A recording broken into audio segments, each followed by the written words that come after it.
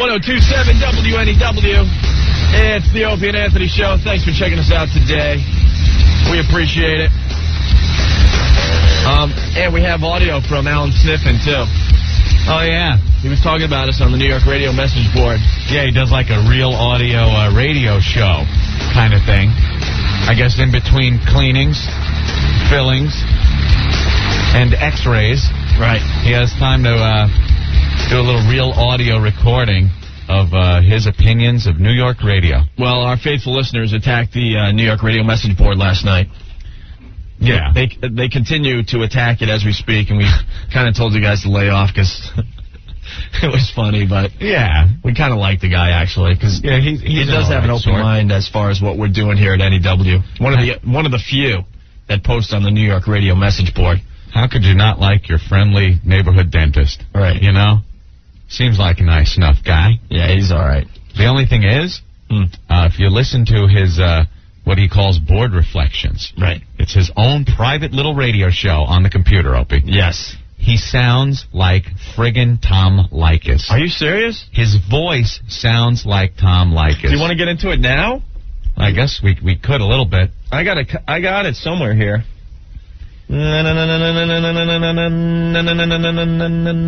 talking, man. I gotta find it. Me and Rick were listening to it a little bit, and he goes off on a whole thing about us and morning radio, and he insists we're doing morning. I hope you were listening yesterday because it was really, really, really funny. We were talking about the New York radio message board. There's a bunch of tools that need lives that discuss all the important issues that are that concern New York radio, or they think are important issues. And what are some of the examples they've discussed in the past? Oh my God! They come up with these stations I never heard of? Should WXAZ do standards? Right. And then there's a whole 20 answers to the question. What should WNEW do next?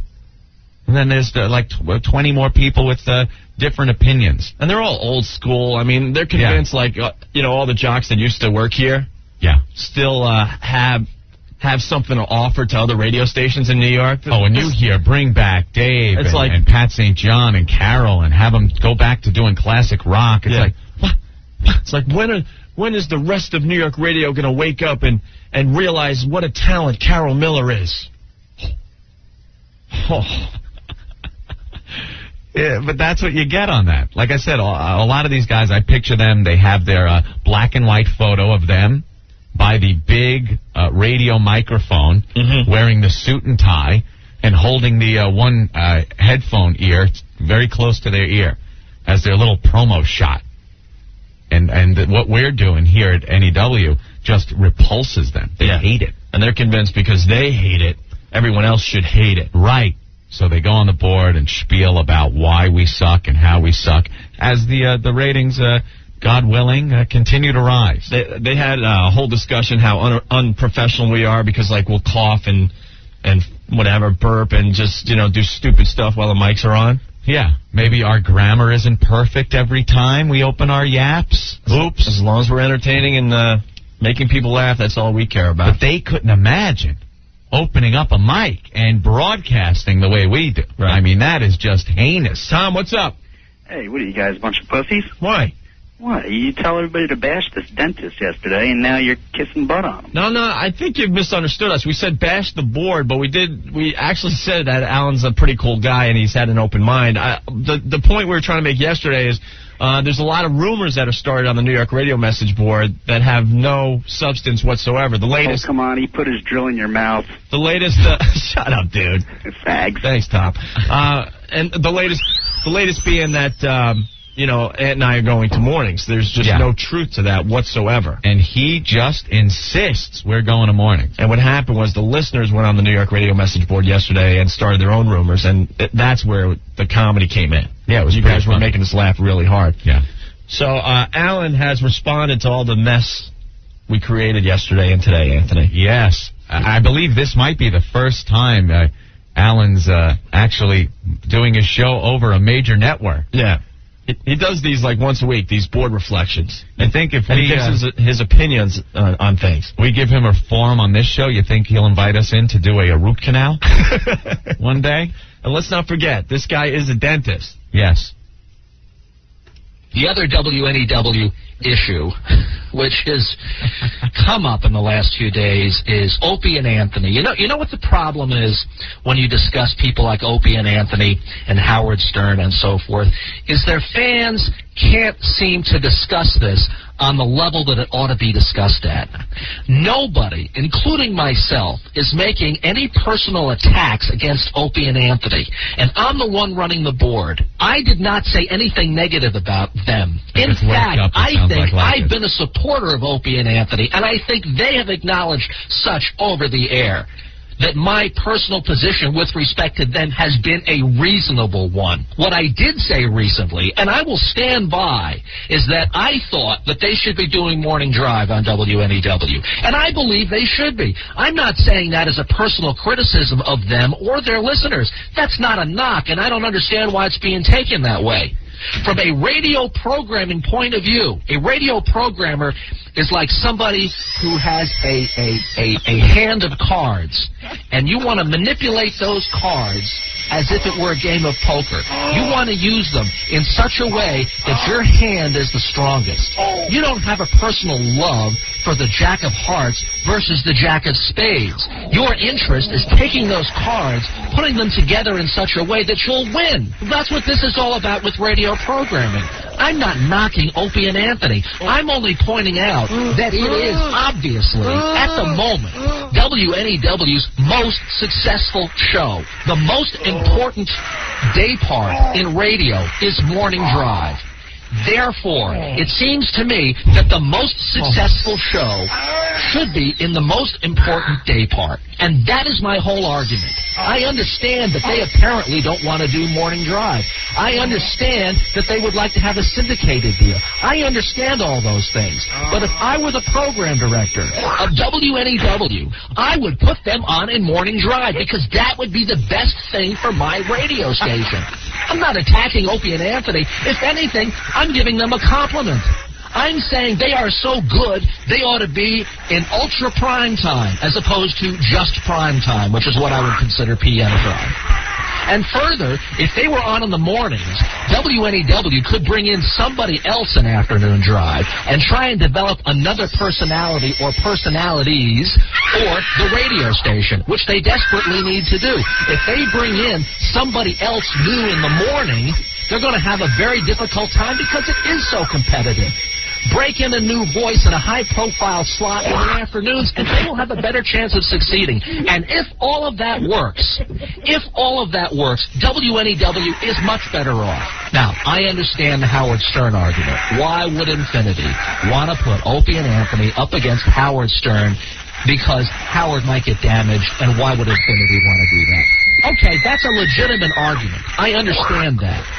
It would be a gamble. There's no question putting Opie and Anthony on in the morning. But in my opinion, for whatever that's worth, and it's just my opinion, Howard Stern would do just fine.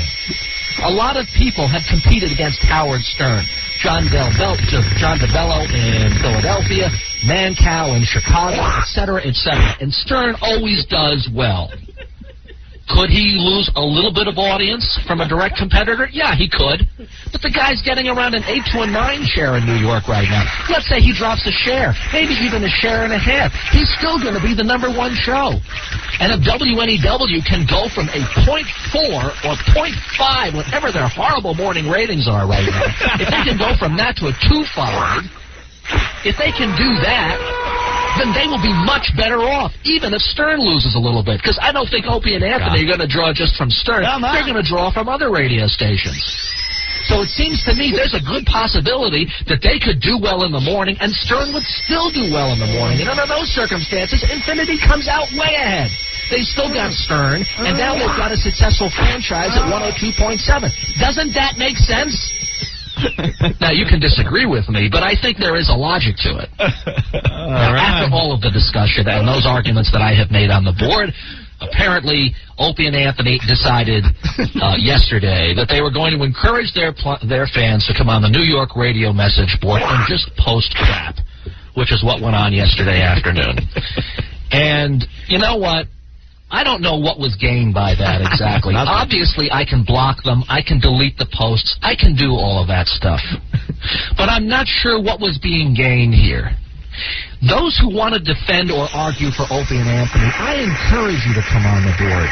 Believe me, I don't want to be the only one expressing my opinion here. That's boring. That's no fun. But come on and debate the issue. What is it that I or somebody else has said on the board that you disagree with? Don't come on there and say, oh, you're all a bunch of DJ wannabes, or you're jealous, or whatever. That's the same crap that Stearns fans spew out when somebody criticizes Howard. And that's a bunch of nonsense. Argue the point. If you disagree with something I or somebody else have said, then take what it is they say and argue with it. That's what debate is all about. That's what makes it interesting. Personal attacks under false names that say nothing only drag the entire forum down and force me to delete the posts.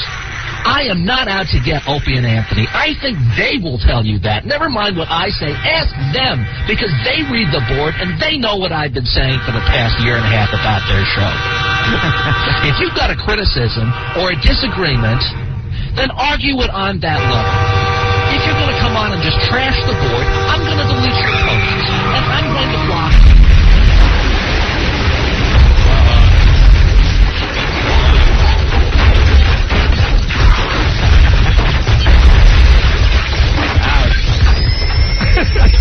Hey, the drill survive goes on. Oh. That sound effect is killing people. I know it is. Some people really have a problem with that drill. My man. favorite is the spit. So there you go. That's just making people talk all over the damn city, Anthony. Sandy from Manhattan. Okay, enough with the dentist bit. I'm getting a cavity just listening. This makes me sick. Alan sniffing the dentist. Where the hell is that train?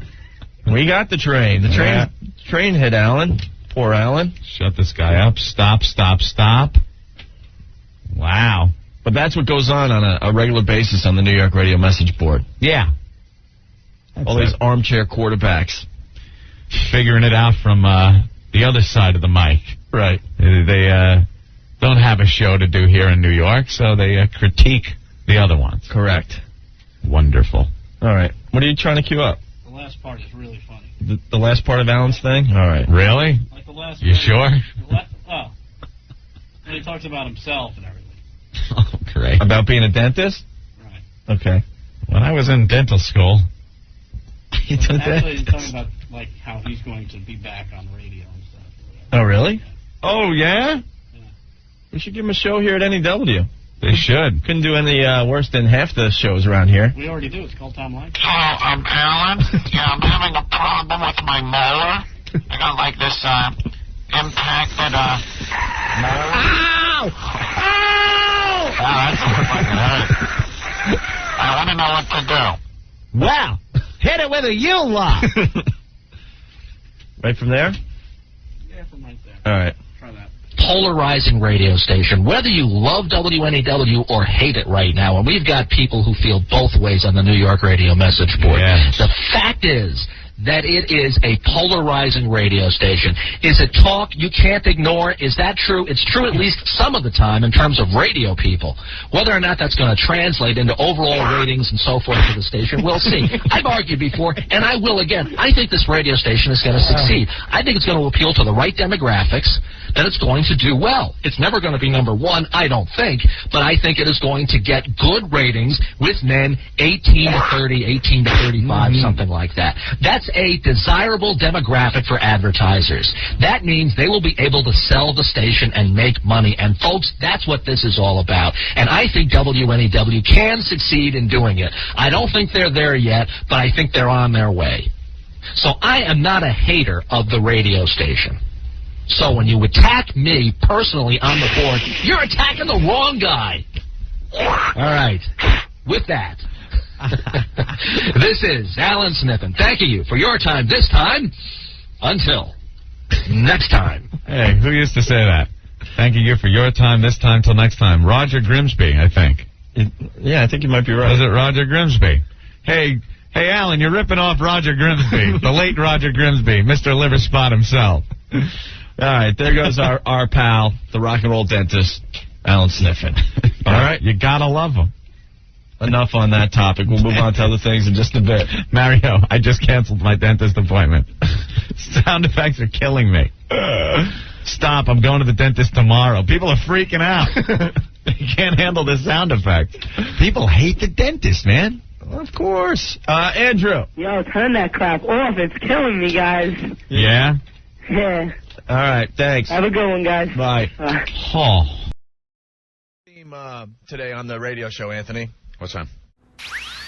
Ow. Hi, everybody. This is Alan Sniffen, and welcome to yet another special edition of Board Reflections. Here's Board Reflections. Alan, go.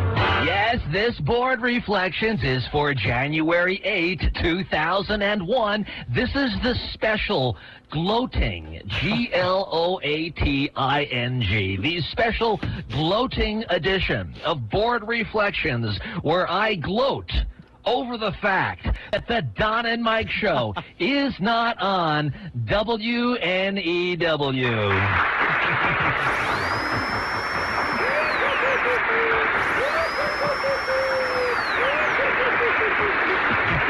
Listen to this. He's thrilled. He's got sound effects and everything. He's thrilled. He's a dentist. Why do I picture, you ever see The King of Comedy? Rupert Pupkin when he's making the tape? Yeah. Ma! Right. I'm doing something here. He's in his Now, basement. Jerry. He's in his basement Yeah. doing his imaginary radio show. Right. Hey, but look, we gave him a huge Look audience at that. Now he's got the ear of New York radio. Of our audience. Here it you is. go. The Rock and Roll Dentist on Don and Mike. Yeah, that's right. The Don and Mike show is not on WNEW tonight. And you know why? Because the Don and Mike show is a lousy radio program. Just like I said months ago. Just like I said when Don Geronimo decided to take issue with me on his very own radio show. Just like I told you then, Don, and just like I'm repeating now, your show is not very good. And boy, are we glad it's gone from WNEW. I do believe he's gloating. That is some severe gloating. That's some of the best gloating I've ever heard. He's thrilled to death. God, calm down, Alan. That's great. Don't you got a patient with some stuff in their mouth waiting for you to come back? Could you see he's sitting in the chair waiting and he's in the back room recording this? Yeah. And he comes out all happy. It's like that scene from The In-Laws with Peter Falk. They finally get back to the dentist's office, and that lady's been sitting there for hours with all the stuff in her mouth. You know, I don't want to make any implications here, but I do believe he was sucking on some of the nitrous while he was taping this. Yeah. He's so happy. All right, let's move on.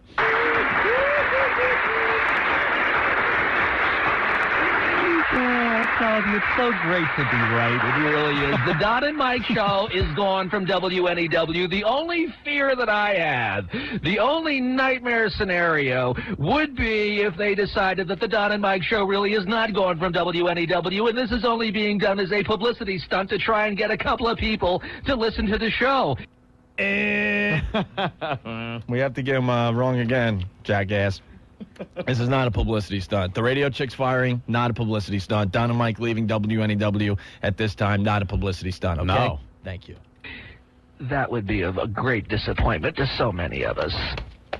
However, assuming that it really is gone, I mean, it just doesn't get any better than this. And you know what happened today to make it even better? Is that the ratings came out today. Don, are you listening to me there, Donnie, old buddy? I know you listen to Board Reflection.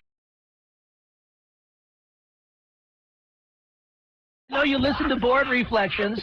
Well, just for those who may not be aware of it, the New York City radio ratings came out today, and WNEW in the evening day part, ages 12 plus, the Don and Mike program scored a 1.2.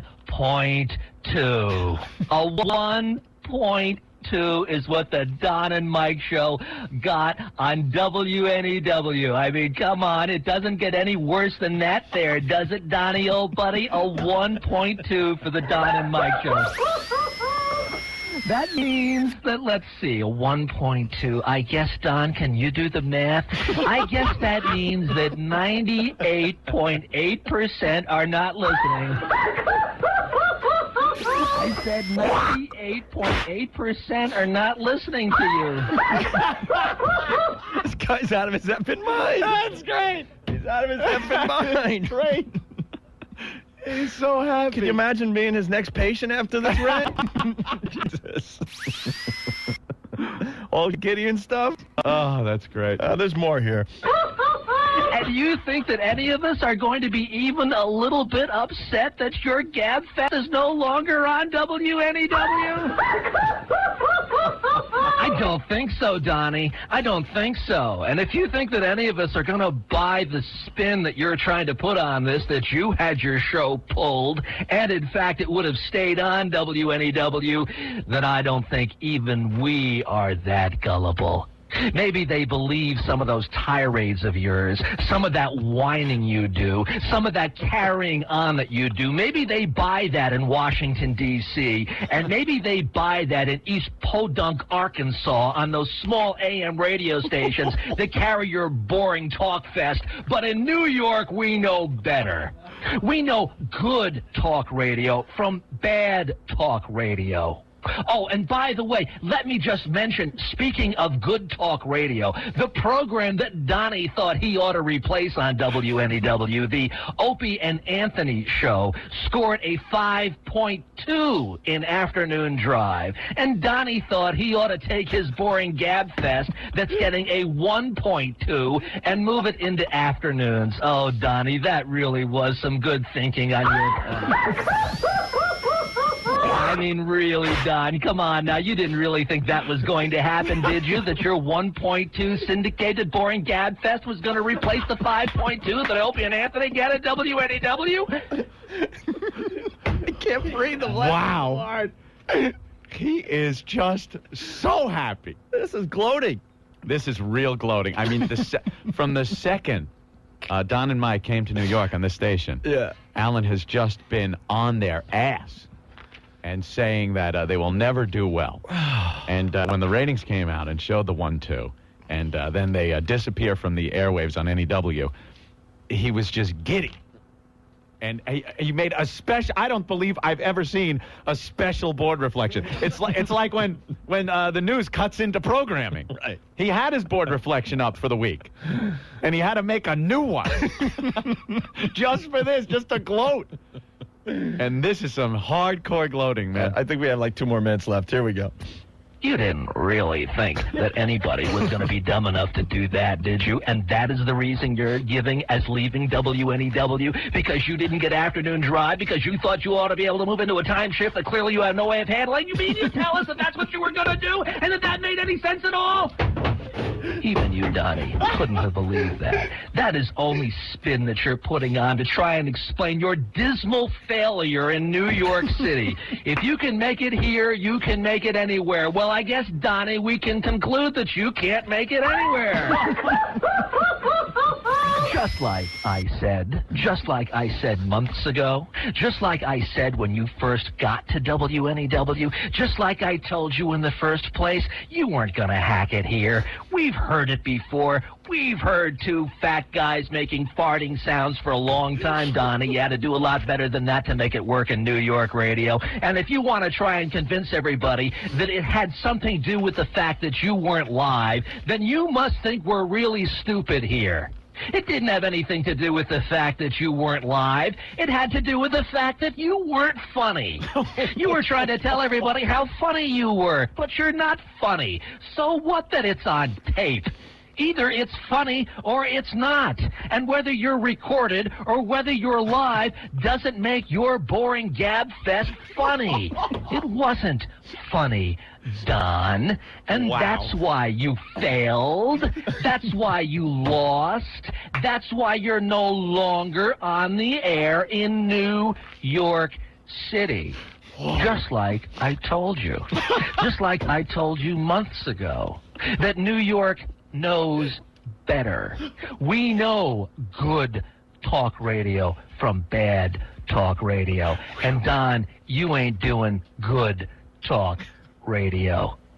So while I know there may be one or two people who are disappointed that the Don and Mike show was not on tonight, I'm willing to bet that there are hundreds of thousands who are celebrating in the streets, who are shooting off firecrackers, who have a smile as wide as two ears can possibly sustain, that are so pleased and happy and excited right now that the Don and Mike show is no longer on WNEW. And Donnie, all I can say is... goodbye, good luck, and good riddance.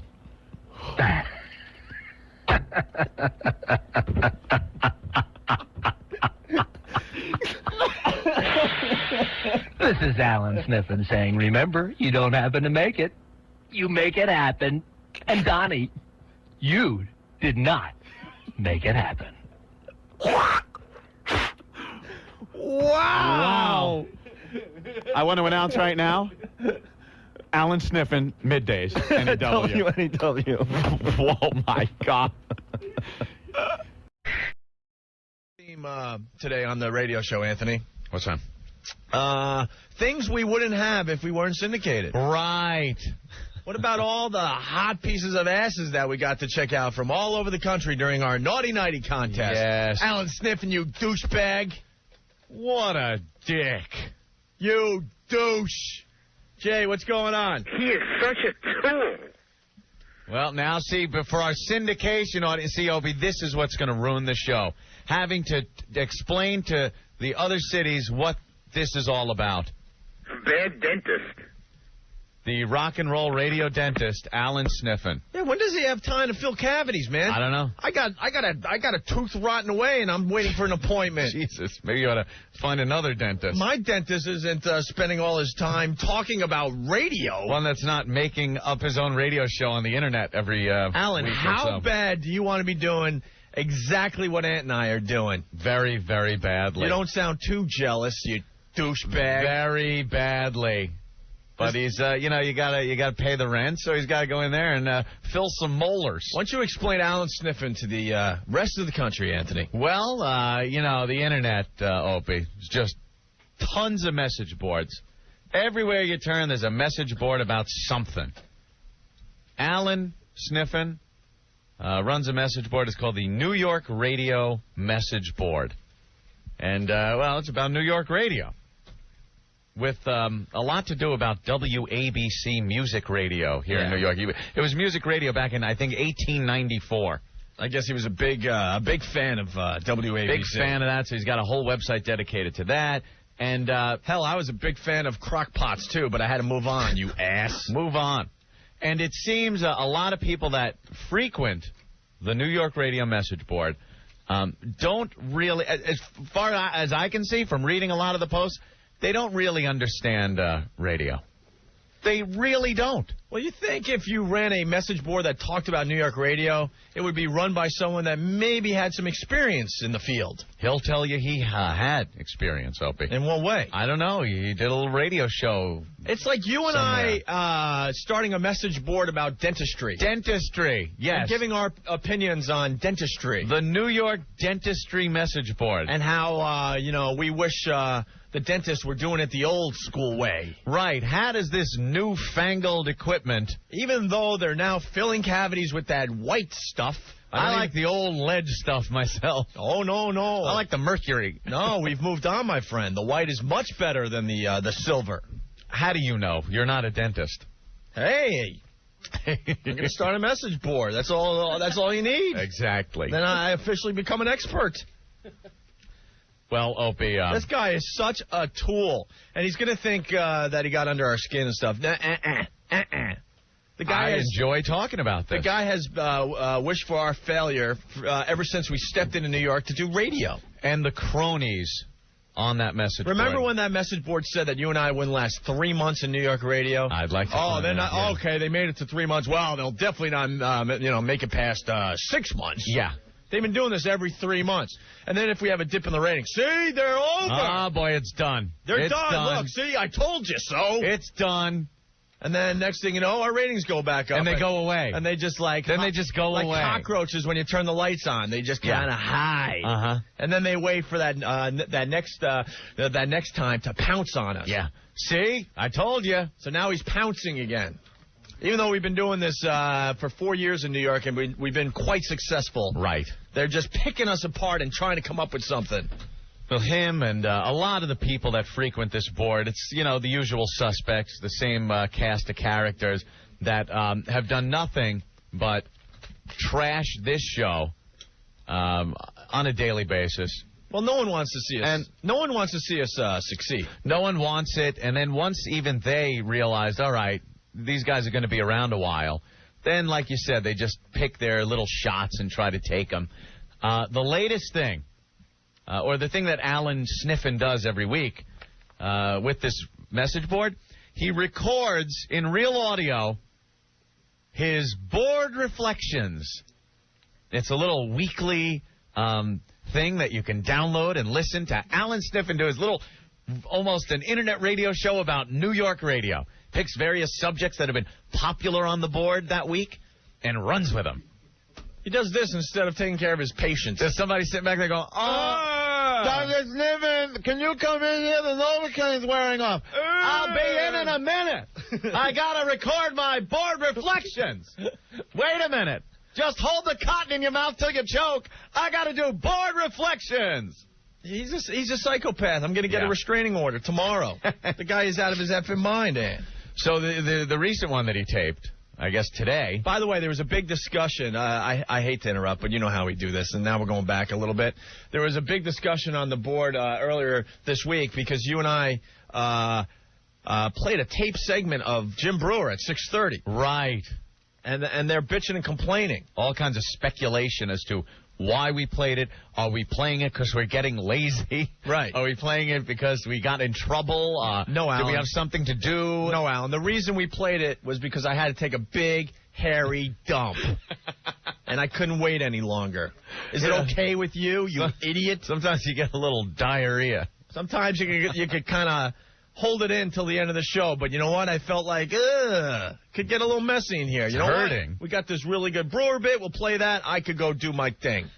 You ass. There you go. Questions answered. Know why we did it? Because we can. It's our show. We'll do whatever the F we want, you douche. Well, he recorded a board reflections, Opie, like it does every week. And one of the subjects is O&A and their syndication. And he kind of does it in a way where he pits us against another local radio host here in New York City that has recently been syndicated. And he decides who is doing better as far as they're being syndicated. Right. And the overall picture. Right. We will, you will hear this, and you will laugh along. And one thing that... Can I interrupt you, Ed? I had a question. Are these all real subjects? Okay. Really? Just so everyone is on the same page and realizes how ridiculous this message board is and how dweeby these guys are. You got some subjects of some topics? These are other New York radio board topics in recent days, right? Yeah. This is just in the last couple weeks, okay? Right. These people need to get a life. They discussed This Week in 1988.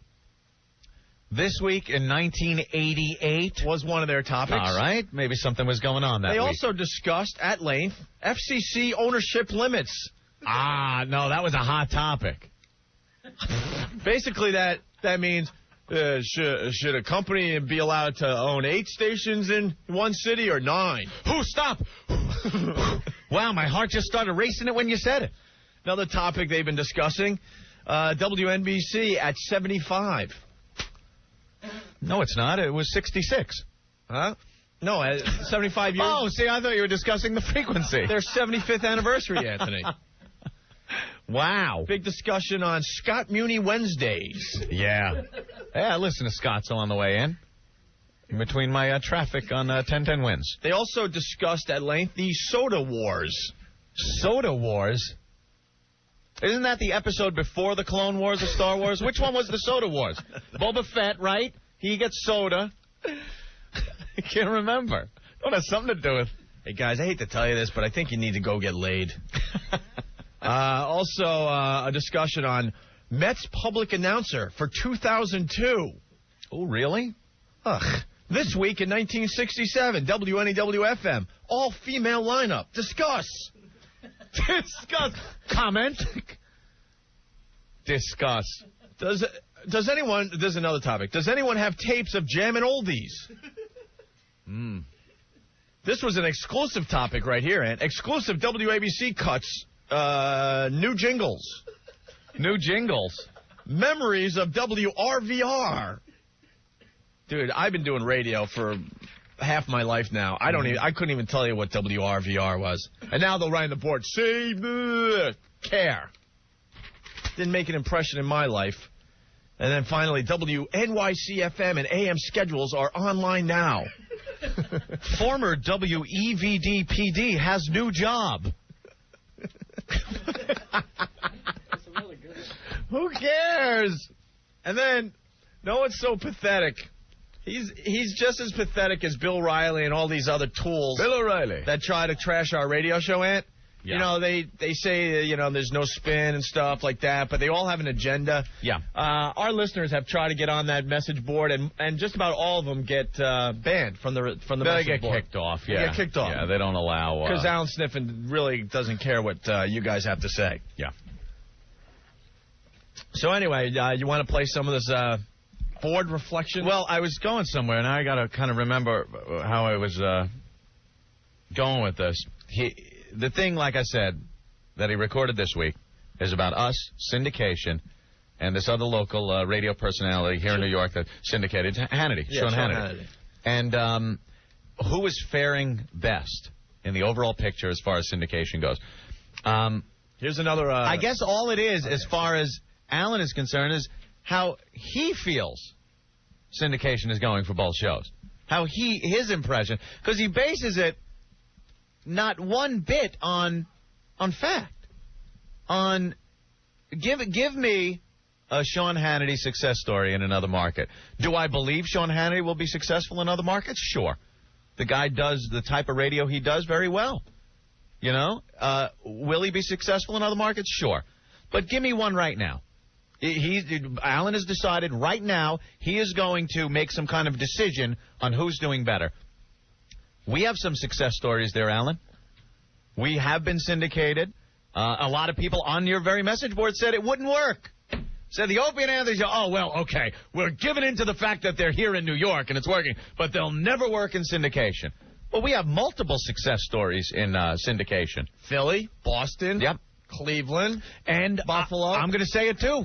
Friggin' Washington. And Washington showing some success. You watched the book in Washington, as opposed to our numbers when everybody fled afternoons when we showed up in Washington. Those are success stories. They're numbers. They're written down somewhere as record, not a dentist's opinion of whose program is doing better as far as being syndicated. So we'll play and laugh along and stop the tape if we want to comment on Alan. I want to thank Alan for giving us 20 minutes. Giving us our first break. Thank you, Alan. Really, we didn't know what we were going to do today. Now get back to filling cavities. Yeah. Take an X-ray. And scraping old ladies' teeth. Could you take the next 1,500 X-rays without that lead suit you got to wear? All right, ready? And he has a jingle and everything proving this guy so badly. He puts this wants together. To be doing what you and I are doing instead of, scraping teeth. All right, dentist's office somewhere. Picture this, and I sure hope you all saw The King of Comedy. Remember how Rupert Pupkin in his basement had a talk show set up? Of course. So he can come in, and he was making tapes down in his basement with the applause and sound effects, and he'd talk on it, and he'd be yelling, "Ma! I'm trying to do something down here, Ma! Rupert, what are you doing? Ma! Ma!" That is exactly how I picture Alan doing his board reflections. Down there, he's got his effects. Okay, I got to get the jingle. I'll get the jingle, I'll hit it, and then I'll come in, hey! With a bunch of energy like the good old days of music radio. Here we go. Hi, everybody. It's Alan Sniffen, and it's time. Are you ready? Here's Alan Sniffen with Board Reflections. Board Reflections for April 4, 2002. You're dumb, Radio77.com. Go, go. That's right. It's time for Board Reflections, where I make comments about comments being made to the New York radio message board, the mecca of all internet radio message boards. Yeah. Well, it's the tale of two recently syndicated shows. On the one hand, you've got Opie and Anthony, and on the other hand, you have Sean Hannity. One program is syndicated as an FM extreme talk show. The other is being syndicated as a conservative, issues-oriented talk show. I just want to step in for 1 second and say, please remember, everybody, this is a dentist. This is a dentist talking, okay? That's all. I just want to remind people of. Not some old legendary program director that has seen people come and go. The dentist. The dentist. That does root canals. A dentist. Which one is succeeding and which one is not? Well, I think you can make an argument that both are succeeding. I mean, after all, neither of which has fallen off the cliff, so you can't really say that either one is failing. So maybe the better question is, which one is succeeding more effectively than the other? Which is the better program as far as its listeners are concerned? And you know what? You gotta put the finger on Sean Hannity as the more successful program right now, and you've gotta say that Opie and Anthony's show has suffered since it became syndicated. Wrong. Try again, jackass. Has suffered since we've been syndicated. That's why the underlying theme will be, what has syndication done for this radio show? What has syndication done for this show?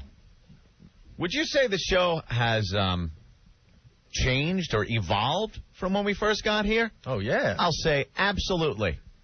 I think we're doing a better show now than we were. I absolutely believe that. Is it different? And this is a guy that I swear to you, I wish I could pull up, and maybe you can. I don't know how far back the records go on this message board. But this is the guy that's saying our show isn't as good now as it was. Based on what?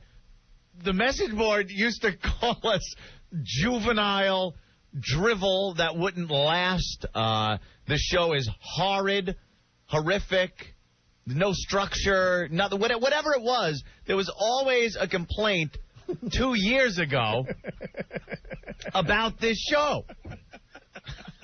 There they go. Hey, there's a new topic on the New York radio message board. The new topic is I drink beer till I pass out. I drink beer till I pass out. Discuss. Well, a couple of the people have found the board. And another topic, O&A suck, and the first post, banana juice. All right. Want to move on here? Now, I know many of you who are Opie and Anthony fans don't want to hear that, but you've got to concede that this show today, that is Opie and Anthony, is not as good as it was a year ago. And that point is being made in places other than the New York radio message board. Oh, and oh yeah? Where, Alan? Where? Where's that? Where's your source? Where, Alan? Where's that this show... Other people are saying that. Like where, Alan? Isn't as good as where are they saying it was that? A year ago. New York Post, Daily News. Where are they saying that, Alan? Where is that? Where's your proof? And I hate to be the one that says I told you so. Oh, no, you don't. But the fact is, I did tell you so. Can someone make up a montage? A year ago. Be careful what you ask for, because you may get it. Can someone make up a montage of every time Alan has said, I told you so. I told you so. I told you so. It was me on the New York radio message board that told you all that this was going to happen. Spit, please. Could you rinse? There we go. I was there telling you that this would happen. Bite down. Bite down. Okay. I am the one. Please. And the truth is that syndicating a show rarely helps the local show. The best you can say is it hasn't hurt the local show, but it rarely helps the local show, and frequently it hurts the local show. Some guys are in the case of Opie and Anthony, I think you can argue that since it became syndicated, the show is not as good in New York. Now he's going to give some examples. All right. This is going to drive our faithful listeners nuts. Dan from Hoboken said, Alan is right. The show today is worse because I have to listen to Alan sniffing. Now, maybe people in Boston, and maybe people in Philadelphia, and maybe people in other markets think it's a terrific show, but compared to what it was here a year or 2 years ago, it's not as good for what Opie and Anthony try to do in terms of radio, which is generate a lot of buzz, generate publicity, do outlandish stuff, get people to talk about them. That's what they were doing unbelievably well a year, 2 years, even 3 years ago. A really good job of that. Alan, you douchebag. In the last week, we were on MTV, VH1, and Bill O'Reilly's huge special on Fox about corrupting the youth of America. You ass. Daily News They're and the the Post facts. here in New York multiple times over the past few weeks. We're in the that's for Daily sure. News today again. You idiot. And Alan, at any time, I swear to you, at any time, we can go outside of this studio, write the C word on a sign, and hold it in front of a live remote. We've done that already. We do other things. We move on, and as I've said in the past, the show evolves. It moves on. We get new characters in. Some of the old characters fade away. It's a constantly evolving program. And are there people out there that would say, are there New Yorkers out there that would listen to the show and say, yeah, I don't like it as much as I did a year ago, 2 years ago?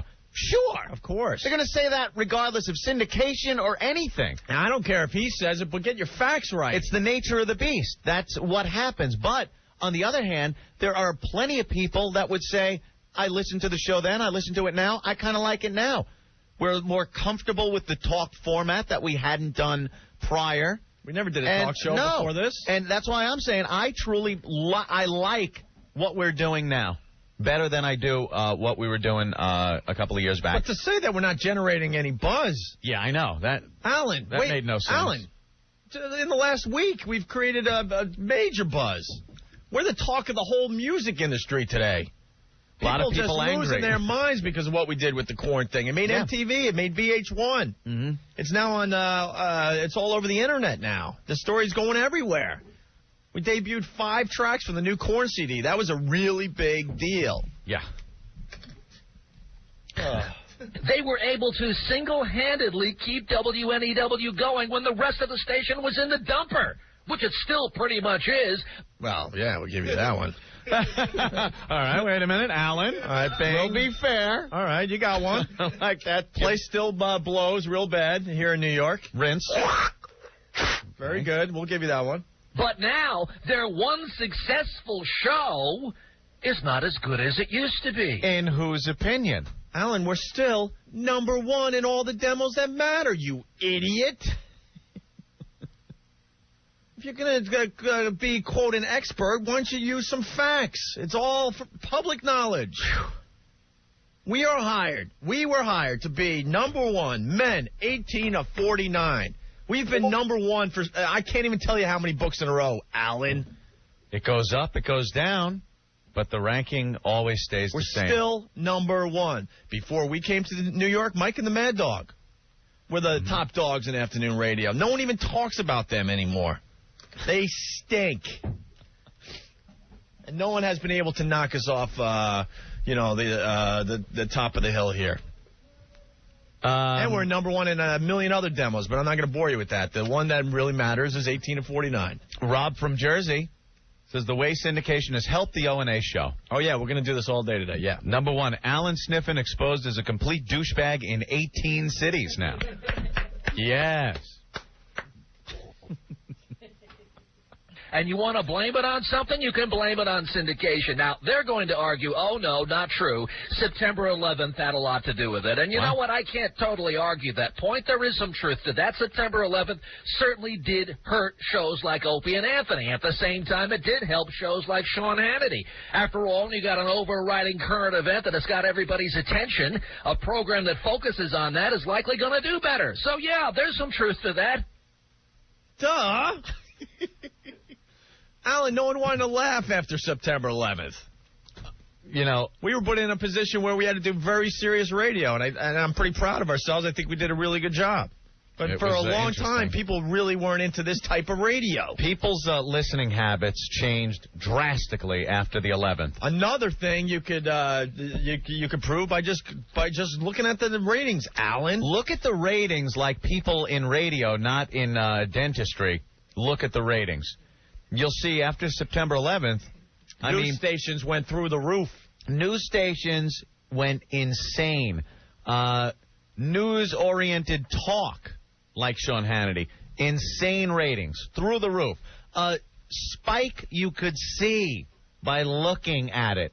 It was September 11th, bam, spike. And then, you know what happens? It doesn't, after a week or two, spike back down to where it was. If you look at the ratings, you'll see it. It's a gradual drop-off to a normal ratings like we had before People the 11th. gradually go back to what they were doing before. They 9/11. gradually go back to their listening habits. Alan, if you bother to do your homework, in the last ratings trend that just came out only 2 weeks ago, we're kicking Sean Hannity's ass again. Right. You idiot. So look at that. Look at the fact that Because we're of now 9/11, beating, Hannity. Because of 9/11, Sean Hannity for the first time beat us in the ratings. Right. And we weren't too happy about it, but there was really nothing we could do. What are you going to do? People wanted to talk about 9/11. I understand that, you know. But the last trend, Alan, that just came out, guess what? It's going back to where it was pre-9/11. Yeah, it doesn't all of a sudden turn back to what it was before 9/11. But still, here we are now. We're more than 6 months since September 11th, and listening patterns are returning to normal. In that, radio stations that appeal to adult music listeners have been picking up in ratings recently, which implies that the adult audience that flipped over to news stations and to talk stations is now moving back to where they used to be prior to September 11th. So do you think Opie and Anthony are doing as well as they were prior to September 11th? I don't think so. I don't think their show was as good as it used to be. I think they got too many people on there that don't belong on the show. The best part of Opie and Anthony is when the two of them are on dealing with the callers or dealing with each other. I don't think they need Jim Norton in the studio. Alan. You don't appreciate Jim Norton's You humor? hurt Jimmy's feelings. Too bad Jim's not here yet. Damn. Jim Norton has helped this show tremendously. We love Jimmy. He's just kind of one of the guys now that hangs out. It's not the Opie Anthony Jim Norton show. Yeah, we like having him around. Yeah, he's not helping the radio show. He's only sold out shows in every city we're syndicated to, practically. Yeah. Or at least the ones he's has decided to go into. Yeah, quite frankly, no one really knew who Jim was or us in these cities before we got there. Jim told me in Philadelphia, he goes, if I wasn't on the radio show, I wouldn't even be selling out the local comedy club that seats 75 people. Mm-hmm. Instead, in Philly, he did 5 sold-out shows at the TLA. Yeah. That's proof that not only is he a very funny guy and a really good comedian, that the show has a little heat, a little power, Alan. I'm seeing now they're deleting some of the posts on the message board. So some poor son of a bitch is sitting there in the dentist chair waiting for a film, and Alan's like, I'll be right back. I gotta edit my message board. And Alan, stop listening to this. You got patients to take care of, you idiot. I don't think Jim Brewer brings anything to the table. I don't. All right, keep going. Is this guy insane? Is he insane? He doesn't think Brewer or... All right, hold on. I'm going to go back, though. Okay. The guy's insane. Because I got a point to bring up on this line. Brewer has... This contradiction. Brewer has never... Brewer is, I would say, the only comedian we've had on the show that has never had a bad appearance. Huh? Every single time he's been on our show, he's killed. Yep. The best part of Opie and Anthony is when the two of them are on dealing with the callers or dealing with each other. Yes, I don't think they need Jim Norton in the studio. I don't think Jim Brewer brings anything to the table. I don't think Jay Moore brings anything to the table. All right. Can I call you out now for being for completely contradicting yourself? The show is better. Let me think. The show was better a year ago, 2 years ago, he says, when pretty much Jay Moore was in here on a daily basis. Pretty much the listeners called it the Opie, Anthony, and Jay Moore show. Jay Moore show. And Brewer made more appearances on our show back then than he does now. Unfortunately, we would love to have him on here more. So you're contradicting yourself. And Brewer is, classic stuff. Brewer doesn't bring anything to the show. God, are you out of touch? Sorry to tell you, Alan, we're not going back to ABC Radio anytime soon. Or standards. With cute little jingles, and the jocks get to talk for 20 seconds. Too much time on the phone with these guys, too much time in the studio, too much time for self-promotion, which is what the three of those guys seem to be mostly into, and not enough about the radio show itself.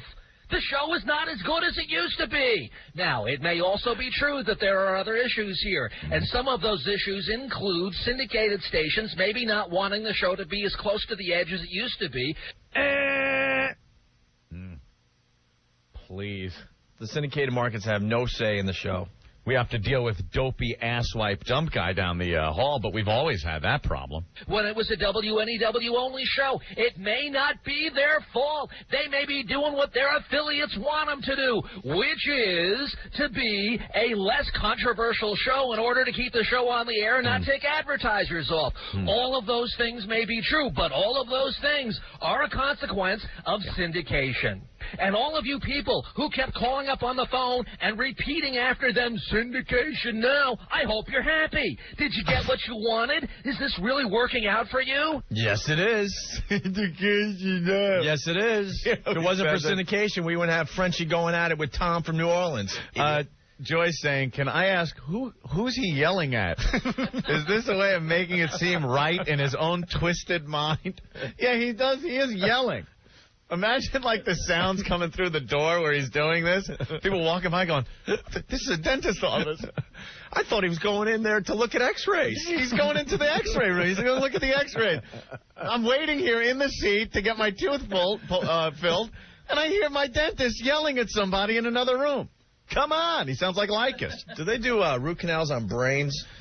He's a pissed-off dentist. It's working out well for them. They're making a lot of money here, so congratulations. Tip your hat. You got to give them credit. Heck. A lot of credit. How do you know how much money we're making, Alan? It was reported in the Daily News and Post Office. Oh, we all know that's $100 million. Yeah, $100 million. A lot of money being made on Opie and Anthony by the two people who are running the show.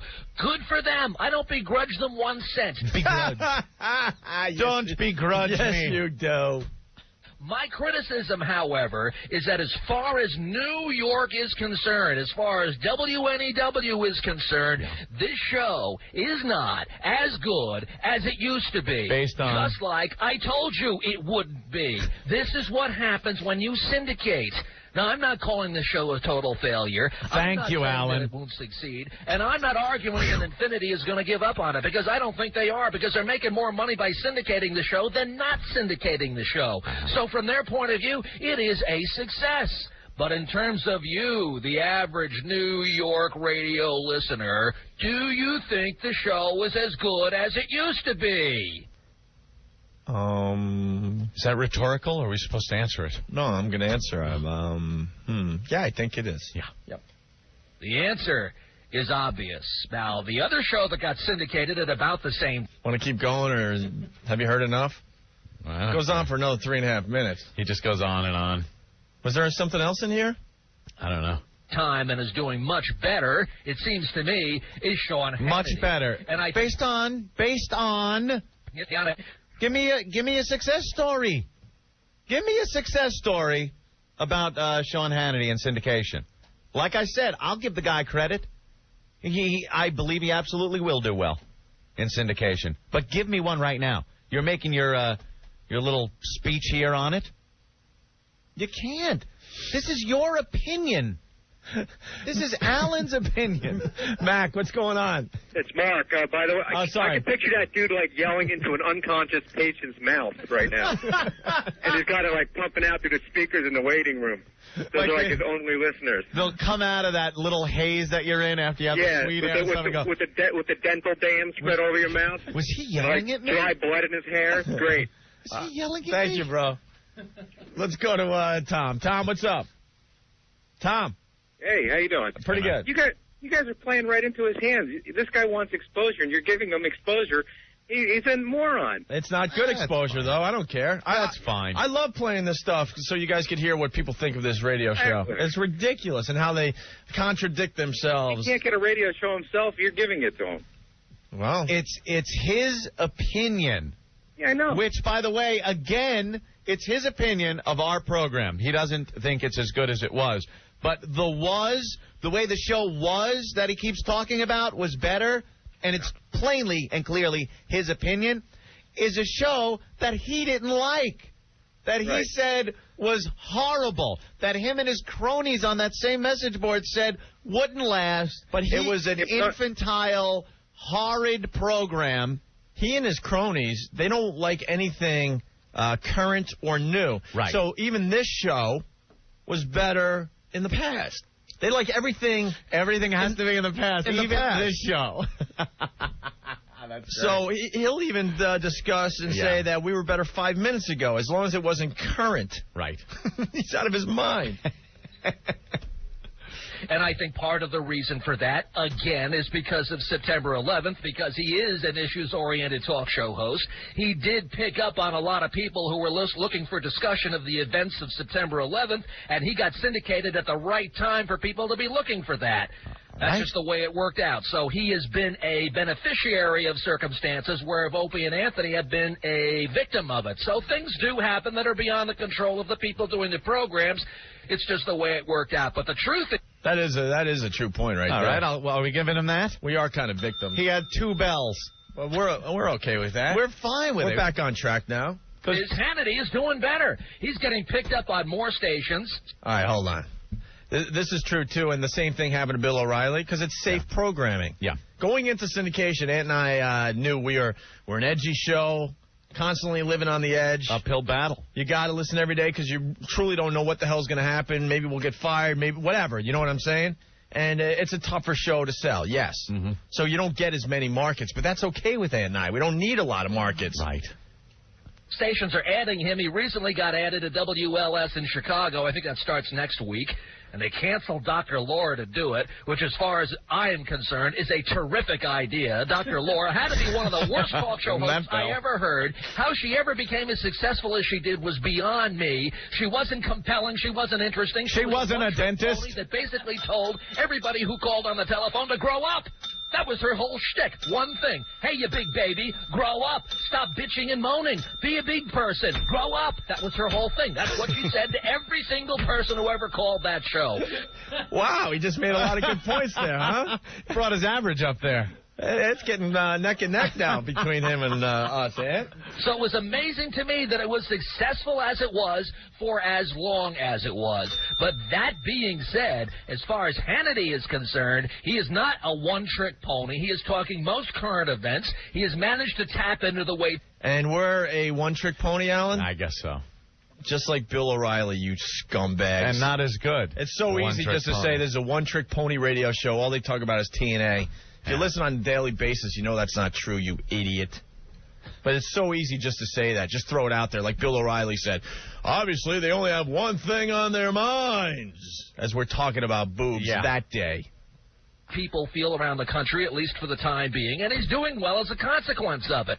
Hannity is doing better, relatively speaking, than Opie and Anthony in terms of picking up number of radio stations and picking up a prospective audience out there. What?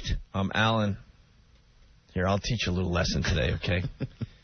Sean Hannity will have a ton more stations in syndication than Anthony and I. Mm-hmm.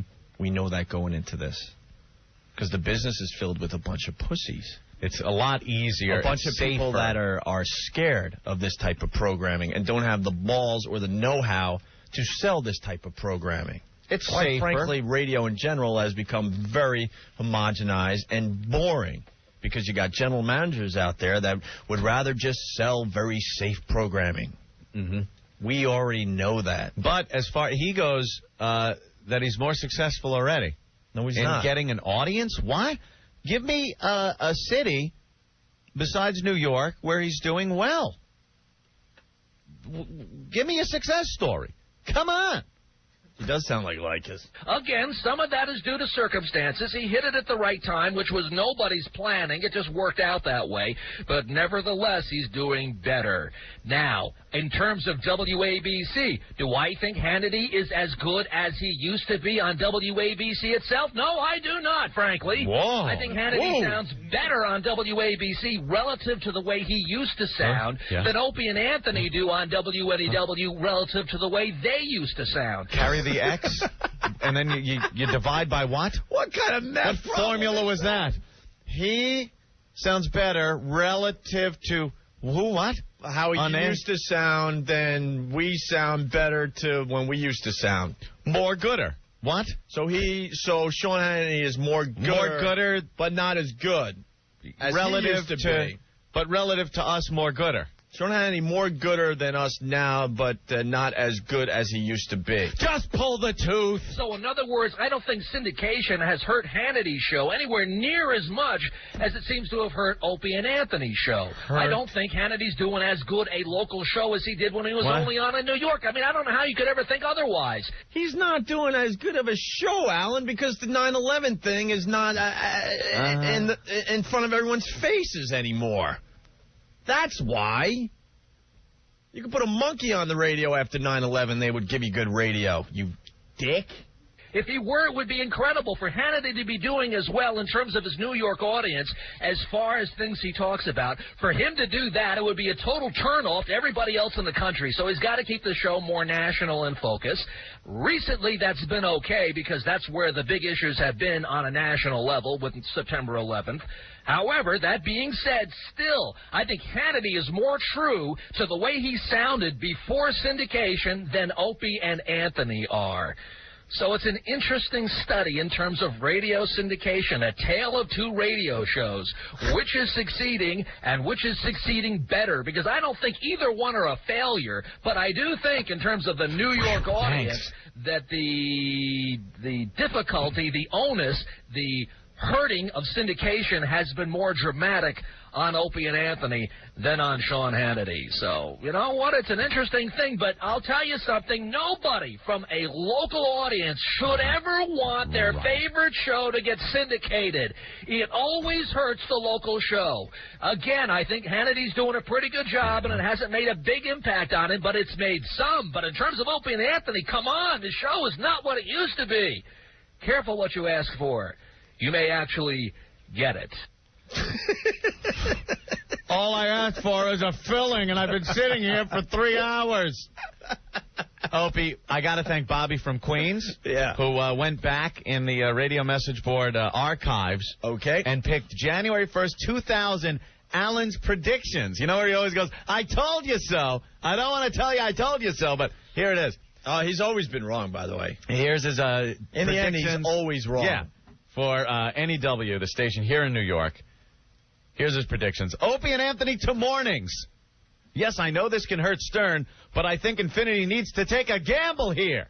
So he predicts you and I to mornings. We were going to go to mornings. My guess is Stern won't be hurt at all that much, and WNEW will go up in the AM drive to around a 2.5. The station will then bring in a new person or team to PM drive. So wait. So we go to mornings and then some new team comes in for afternoons. Mm-hmm. In the less competitive time of afternoons, it will give NEW a chance to develop another show with a real following, something it desperately needs to do. And mornings isn't the place to break new voices in. Mason and Kalinsky proved that much. Leica stays. The radio chick stays. The station will try to develop some weekend talk programming. Now, all this happens. None of this happens until a new PD is named soon. All wrong. Not one thing right about this station, Alan. I don't want to say I told you so, but I can't. Right from your message board. Not one thing in here is true. Good job, Alan. There you go. Good job, Alan. Now get back to scraping old ladies' teeth. Still a tooth. Teeths. Wouldn't it be teeth? Yeah. All right. Here we go. Alan Sniffin's answer. Hey, O&A, your ratings are lower in New York than before syndication. Fact. That's all I need. That's all the support I need. But hey, nice to know my opinion is so important to you. Gotcha. No, you didn't. We just made you look like a tool to 18 cities. The truth hurts. Alan, number one is still number one. And the ratings have always with this show gone up and down, up and down. Alan, number one is still number one. You idiot. Look at you. You're a dentist and you're listening to us today instead of taking care of your patients. Is there a new Wesley Willis song? Rock and roll dentist, rock and roll dentist, rock and roll dentist, rock and roll dentist. Why don't we get into the Alan Sniffin thing, Anthony? You want to explain the Alan Sniffin thing? Alan Sniffin. We have a lot of critics out there. Of course we do. Alan's a guy, he, surprisingly enough, is a dentist in New York here. Is it New York or is he in Jersey? I don't know. I think know where he north is. of the city, maybe. But he does. Oh, maybe up there. He has a website, the New York Radio Message Board, which he likes to call the Mecca of all radio message boards. And what he does is he runs this board, and radio insiders and people that just enjoy radio and people that have no clue about radio go there and post things about the state of New York radio. And we're brought up on there a lot, and there are a lot of critics there. There are a lot of supporters. And then there's Alan, who moderates the board, chimes in with his opinions. But for some reason, Alan's opinions, he feels they are fact. He feels that once he lays down an opinion, you are silly or stupid if you try to debunk it in any way, shape, or form. So the subject came up about our show and if we're delving a bit too much into politics and talk radio that you might more likely hear on Imus or Rush or our buddy Sean Hannity. And that XM hired us to be the shock jocks that we are from WNEW. Doing the crazy things, the 55-gallon drum challenge, things that got us fired like Sex and St. Pat's, just all that debauchery. Naked girls on a beach in Buffalo. Exactly. That we should be doing that because that's what we were hired to do. That's what's going to get XM the subscribers. And if we change the formula of the show, it's going to turn off the core audience that is supposed to be subscribing to XM, and that's why we were hired. And that's Alan's opinion.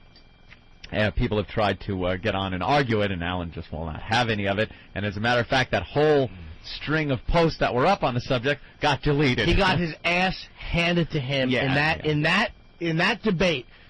Alan got his face smashed. He lost it. Yeah. And he took the whole thing off. It's despicable. Yeah.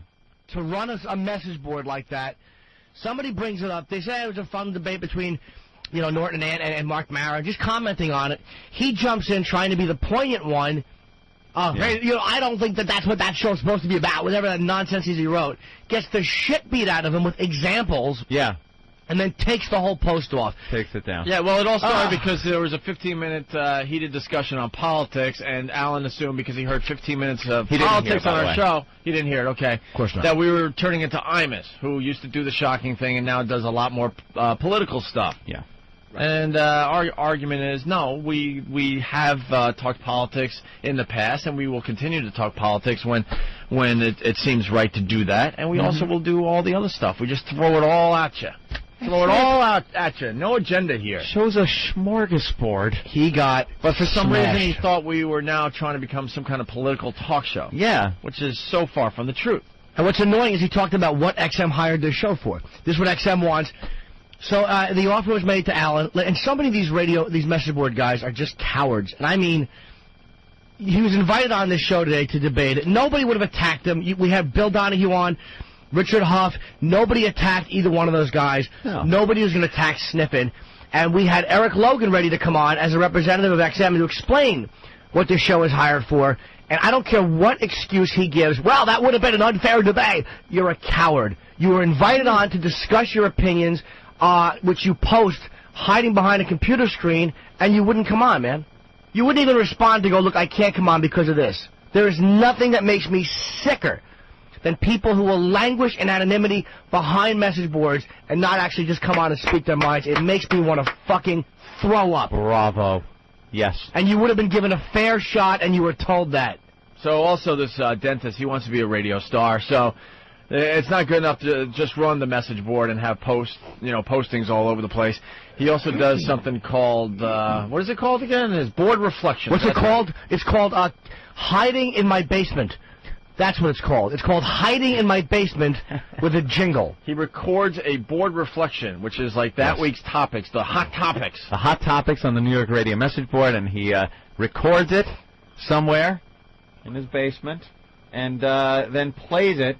I guess he posts it on his site, and people listen to it and then comment on his comments. Right. And his voice is very real. That's one thing I like about the board reflections is it's a realistic voice he uses. And I like that. It's not a put-on voice. All right, well, it is a fake radio voice kind of thing that he puts on. No, it's good. I like it. Here's a tape of his last board reflections when he was recording it down in his basement. Mom! I'm not bored. I have to do this now. Mom, please stop calling me. Very good. All right, so here we go. Without further ado, it's Alan Sniffen and his board reflections with the silly jingle. Here's Alan Sniffen. And this is Alan Sniffen. And I've got board reflections for August 18, 2005. MusicRadio77.com. That's right, board reflections. I make comments about comments being made to the New York Radio Message Board, the mecca of all Internet radio message boards. Things being discussed on the New York Radio Message Board. Wait a minute. His voice is great. Did he add echo to his voice? Yeah, of course. He wants it to sound like the old style Music Radio 77 WABC. I never heard the echo before. There's a slight echo behind him. He's getting his production values up. He has a jingle. This is a guy, believe me, people, he doesn't have a radio show. He's a dentist. The guy's a dentist. But he puts the production together. He's got a jingle. We don't have a jingle. Look at the jingles we have. We had a jingle. Yes, we certainly do. Oh, yeah, let me find We have a jingle. All right. I won't tolerate these jingle lies. All right, hold on. No, I'm not playing that one now. No? That's the one. No, that's not the one. This is the one.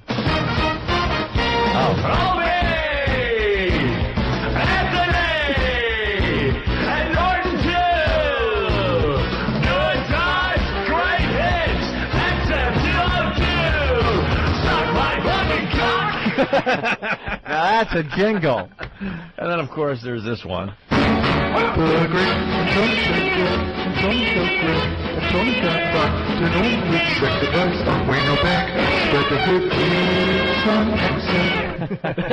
love them both. They're beautiful in their own ways. All right, so that's the jingle, yes. Anyway, is Alan Sniffen trying for a golden ticket, by the way? Oh, this could be a golden ticket. No, golden filling is what he wants. All right. Back to the tape.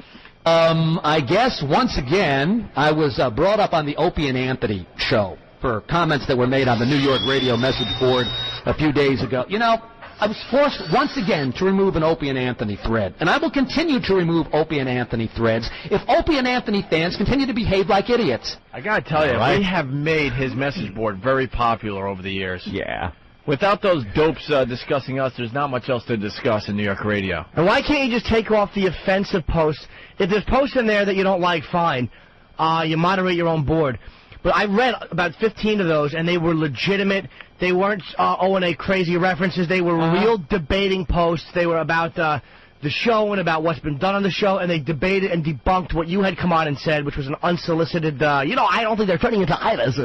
Anyone that posts and supports the show, he labels as an O&A fanatic who will just, push the show no matter what. Even people with legitimate points about the subject. A lot of these guys show a lot of intelligence. I love reading those. You lost the debate, Alan. You lost it. I read it, and you've won most of them.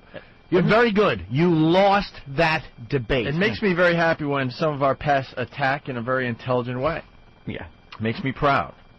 You to behave like idiots. You behave like an idiot on this board, you're going to get pulled. And I'll pull the whole thread if I have to, because I haven't got time to sit there all day long and remove dumb posts. Okay? So those of you who are fans of Opie and Anthony, if you want the threads to stay on the board, then post something intelligent.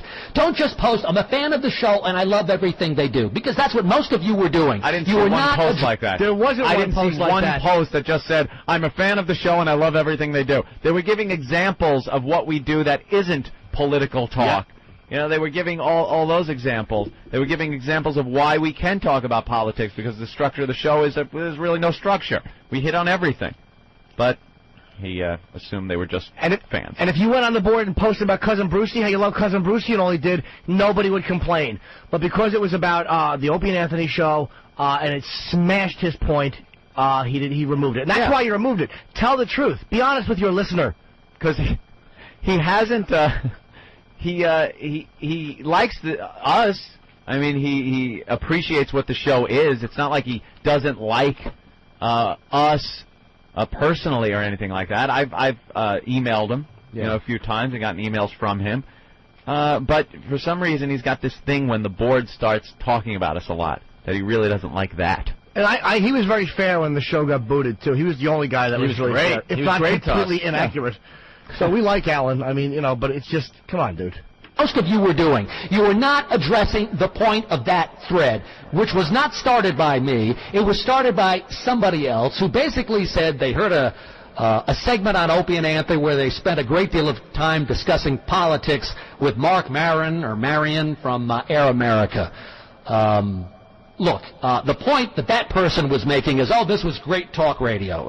Okay, if you like political talk radio, I can see that. And I also understand that to some extent Opie and Anthony are capable of doing that kind of talk radio. So I'm not dissing anybody here. But my response and the point of that thread was not to have a bunch of Opie and Anthony fans come on and say the show was great. We don't need that, okay? We know you think that. That's fine. You got your own message boards. Go there and post that if you want to.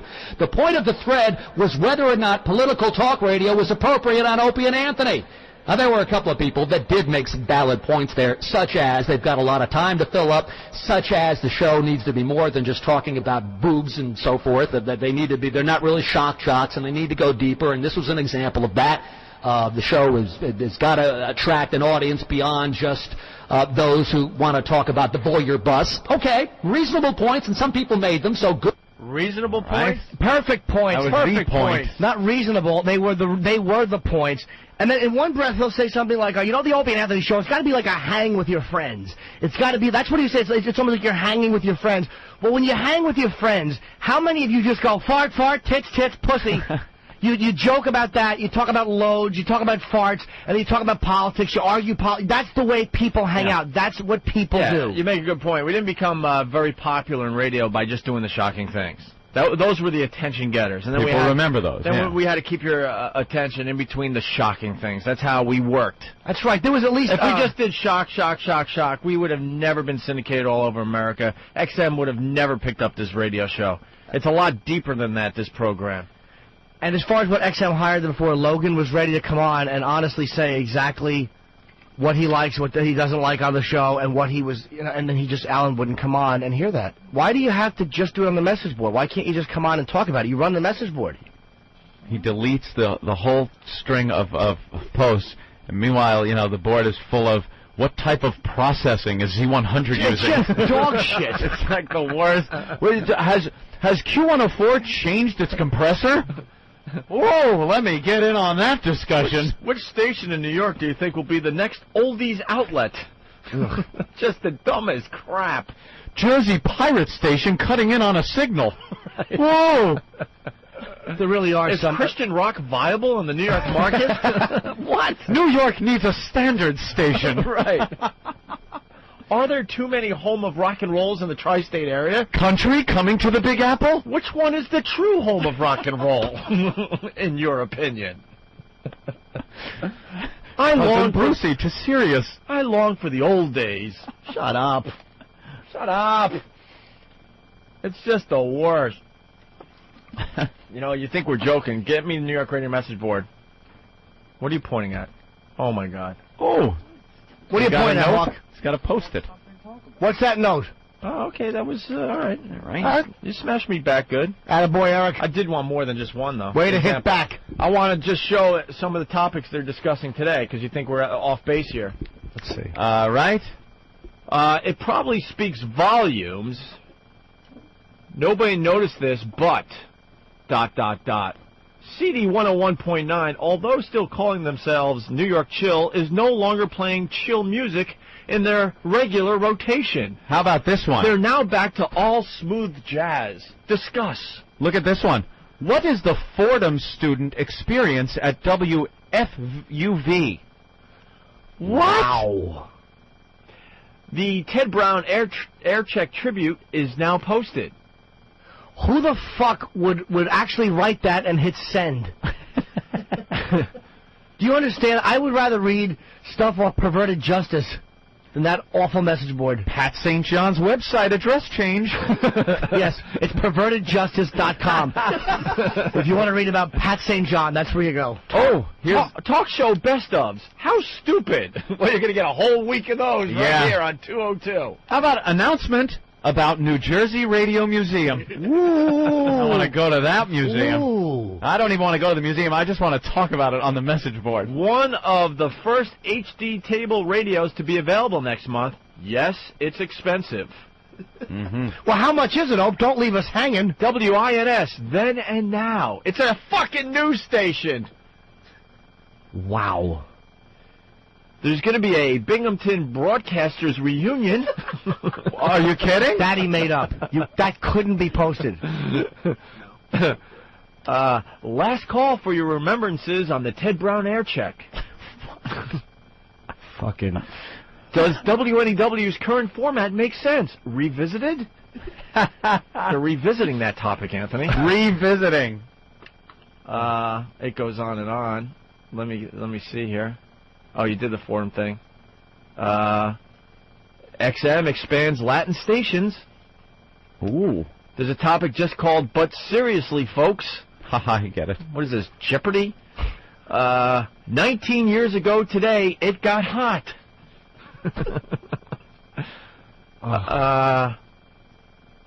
WLTW hires Mike Fitzgerald. Oh. Radio outsourcing, that does not work, people. There is an entire separate board off of this one that is just dedicated to WCBS-FM because they were getting so many posts about the oldies station here in New York switching formats to Jack. What's that one over there say? What am I supposed to listen to while my grandson changes my diapers? And then there's a question on this board. Public radio playing oldies in the future? Could Eddie Trunk be moving from XM to Sirius? Posted by Eddie Trunk. However, a little asterisk. If XM lets that happen, they are really stupid.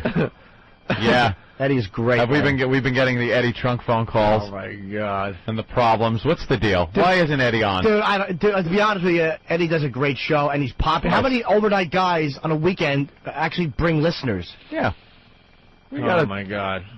We get it, Eddie. You want to work with us. We're working on it. It's ridiculous. All right. Advertising to older demos? Just goes on and on and on. Where's hold on. This one just says, food for thought. I think there's another thread that has our involvement. Wait, Anthony, what is food for thought? I mean, you can't just leave me hanging like that. I know, I did just leave you hanging. Food for thought. How many responses? A lot, right?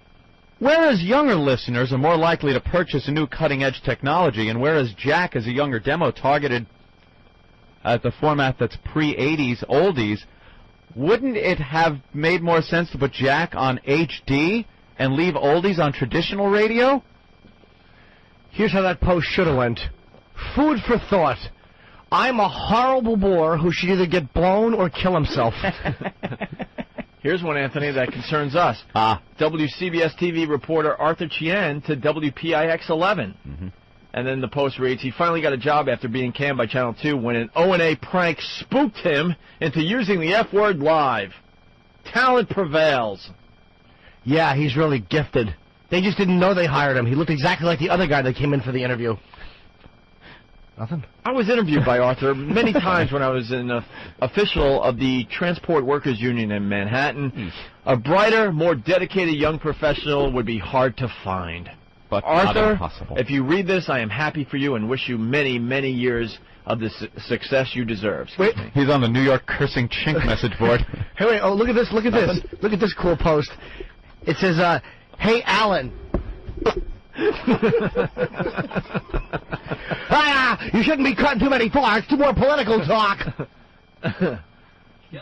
All right, let's get back to Alan Sniffin's audio, huh? Yeah. Okay, here we go. Spread the Lysol. But that's some of the topics they are discussing. They're going to lose their core audience if they spray Lysol. Bus. Okay, reasonable points, and some people made them, so good for you. But here's the thing and my point in all of this, and that is you've got to remember that Opie and Anthony are working for XM satellite radio. Satellite radio is all about subscriptions. It's not about demos, it's about subscriptions. You know, we talk about broadcast radio and demos, and we just beat that to death constantly. Well, satellite radio, it's all about subscriptions. They don't care whether you're 80 or 8, just so long as you sign up. So, hold on. Opie and Anthony, On that note, I just want to comment also, everyone says that, and Alan says that now, too. Early on, up until, I guess pretty recently also, Alan was correct. Satellite radio was, and XM satellite radio was all about subscriptions. At Sirius, probably is the same thing. They're probably all about subscriptions right now. XM is past a point, a very important point in their history, where it isn't just all about subscriptions anymore, Alan. It has crossed over into, now you have a subscriber base that needs to be entertained. They need to be entertained with the product that they subscribed to. Early on, it's just about getting people. It's true. You had to get the subscriber base. But now it's about entertaining the people that you have on board. That's our job. Our single job here isn't to pull in subscribers. That's part of it, but it's also to entertain the people that we already have. That's what we're doing. By doing sex talk, by doing political talk, by talking about whatever we talk about on a talky basis. It's honest. Right. That's it. It's not all about subscriptions, like Alan is saying. Thank you. Or 8, just so long as you sign up. So, Opie and Anthony, in my view, were hired by XM to do their WNEW kind of radio. That is, this outrageous, line-pushing, over-the-limit kind of stuff. That is what they were hired to do. If they stray from that, and I'm not saying they aren't capable of it, this has nothing to do with saying they can't do it from a talent point of view.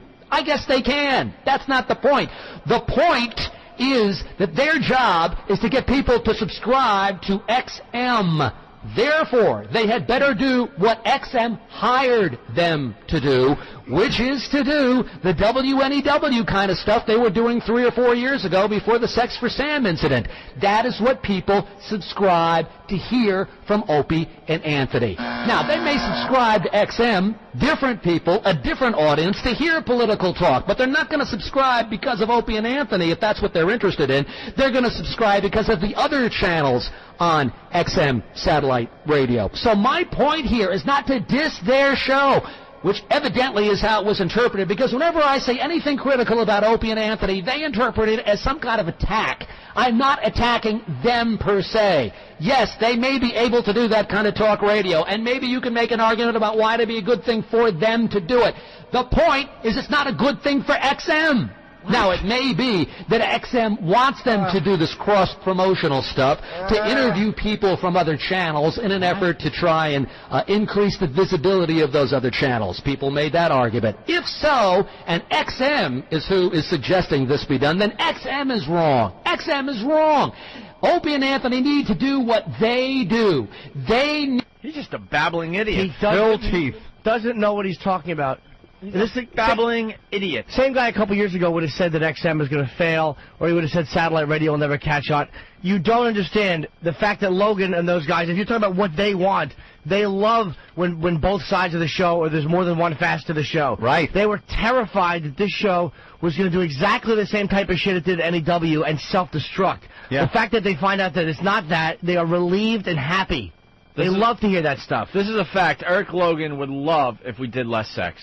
He would absolutely love that. Yeah. That's just his opinion, you know.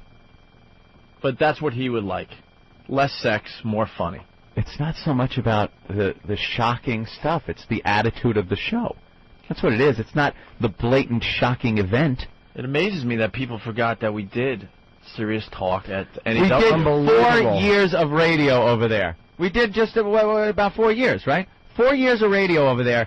And you could pretty much count all of the shock things we did that are very memorable, if I may say, on one hand. That's right, if you're holding a calculator. Yeah, there were the events, and you remember them But it certainly doesn't fill 4 years of material. We did other things. It's not the stuff that sticks out in the memory like the shocking events did. That's why we did the shocking stuff. It brings people aboard. It gives you the memory, the things people remember. But in between all that stuff, we were talking politics. We were having fun. We were just making jokes. That's what we do now. They do. They need to attract attention to themselves for doing their limit-pushing, off-the-wall stuff. That's what they were hired for. Oh, my God, and we're doing that. The whole assault of the media. We got a huge splash in the press yesterday over that. No, but that's wrong, because he criticized that assault in the media. Because, it's like you are attracting attention. You can't do it that way. Someone brought up a great example. Said they had a wheelchair-bound cripple in a bathtub shoving a dildo up his ass. Reading the news. If that isn't the furthest thing from Sean Hannity's show. Yeah, he listed the things that this show does. Yeah. Which, when reading them, it really is a reprehensible program. Awful show. Yeah, that's when you realize we really haven't changed that much. Just disgusting. Off-the-wall stuff. That's what they were hired for. That's what XM brought them in to do, because that appeals to a specific demo, a specific group. When I say demo, I don't mean from an advertising point of view. I mean a group, what they hope is a large number of young adult men who are turned on by... A large amount. That's key right there. To get a large audience, you have to be very diverse. You really have to be diverse. And it's not a conscious decision. No one sat down and said, let's talk more about this, less about this. It's like, maybe it's a good thing about the show, maybe it's a fault, but we just kind of do whatever we feel at the moment. Like, if we want to talk about something or we want to go in another direction, that's what we do. It's organic. Nobody says, all right, we got to talk politics, guys. Too many tits in the last year. No one says that on breaks. It's never planned like that. Of young adult men who are turned on by that kind of radio. They need to do their thing to get that group to subscribe to XM. If you want political talk people to subscribe to XM, which I'm sure they would like, they want anybody to subscribe, then you have channels that are dedicated to that kind of talk, and those channels will try and get the political junkies to become XM subscribers. Just like the oldies channels will try and get people who like oldies music, and country channels, and that is the reason why diversity on satellite radio is a great thing. The more channels you've got appealing to different groups, the greater your chances you'll hit something that everybody likes, and lots of people will subscribe. On a show isn't a good thing. Exactly. Like, we're doing exactly what he's saying is good for the platform on a smaller basis on our show. It's diversity. We're not trying to just target one type of demographic. We never have. Everyone used to say that, oh boy, O&A, they're, it's great for young teens, that listen and like fart humor. And then you look at our ratings, and we were doing great across the board. Number one men, 18 to 49, always. Yes, 18 to 49. 49. And number one men, 25 to 54. Yeah. We're not trying to pigeonhole ourselves. Boys. We never have. What you don't want to do is dilute those individual channels. Having Opie and Anthony discussing politics is like playing the current hits on an oldies channel. It doesn't fit. It's not appropriate. You got to stick to doing what you do, what you were hired to do. He is a knowledgeless ass when it comes to this. What we were hired to do, was entertain people. Yeah. That's what we're hired. And I get a lot of emails agreeing or disagreeing politically, but I never get emails, or very rarely do I get them, go, why are you guys talking politics?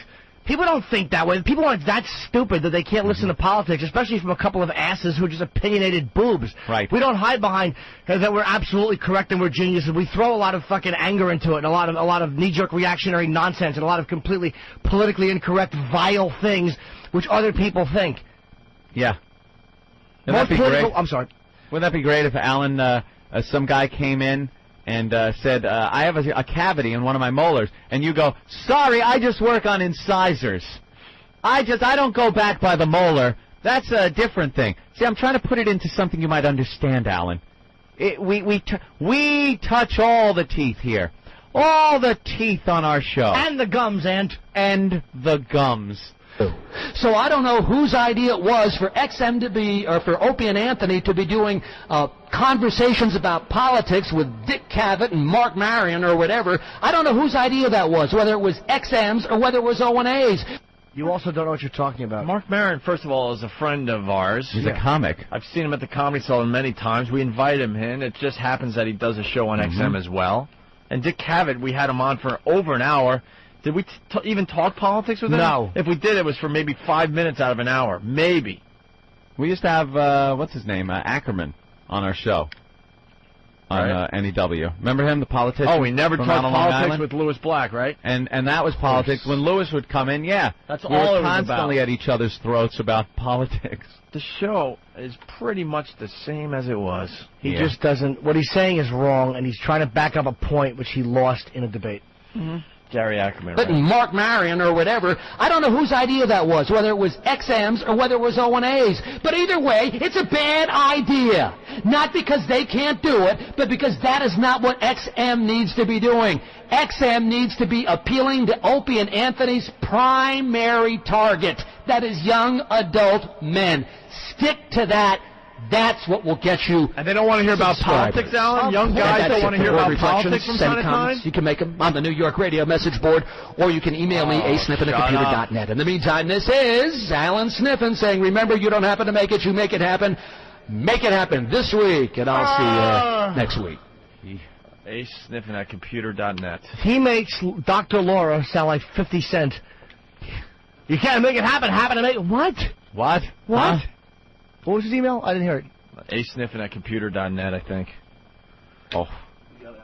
Oh, good. All right, cool. Where is he? Get him, Ben. What? This guy, Jim from Minneapolis, the problem with your political chat is that you guys sound like a typical bunch of whiny New York liberals. What? I mean, no such thing as liberal media bias. You guys are all over the U.S. now, not just in New York. This idiot has no clue that we are the furthest thing from liberal. New York liberal. Who wrote that? Hitler? How the hell do you say this show is liberal? God almighty, compared Jim to what? P. from Minneapolis, who obviously doesn't listen to the show. What is Jim P? Why are we liberal? Because we actually allow the races to intermingle? You idiot. Can we get Eric Logan on, too? Jay Pitzner. Work at on Logan. Comcast.net. Logan will personally tell Alan Sniffin why we were hired. Uh-huh. And if we did 2 out of the 4 hours was politics every day, he'd have a very valid point. But it's like you're not listening to the show and you're making that assessment. It's just not accurate. Alan. Alan. Yes. There he is. Is this the first time you've been on our show? I think it's the first time I've been on live with you. Yes. Right. We just played your board reflections. Okay. Now, Alan, I read all the posts, of course, and your point was way off the mark.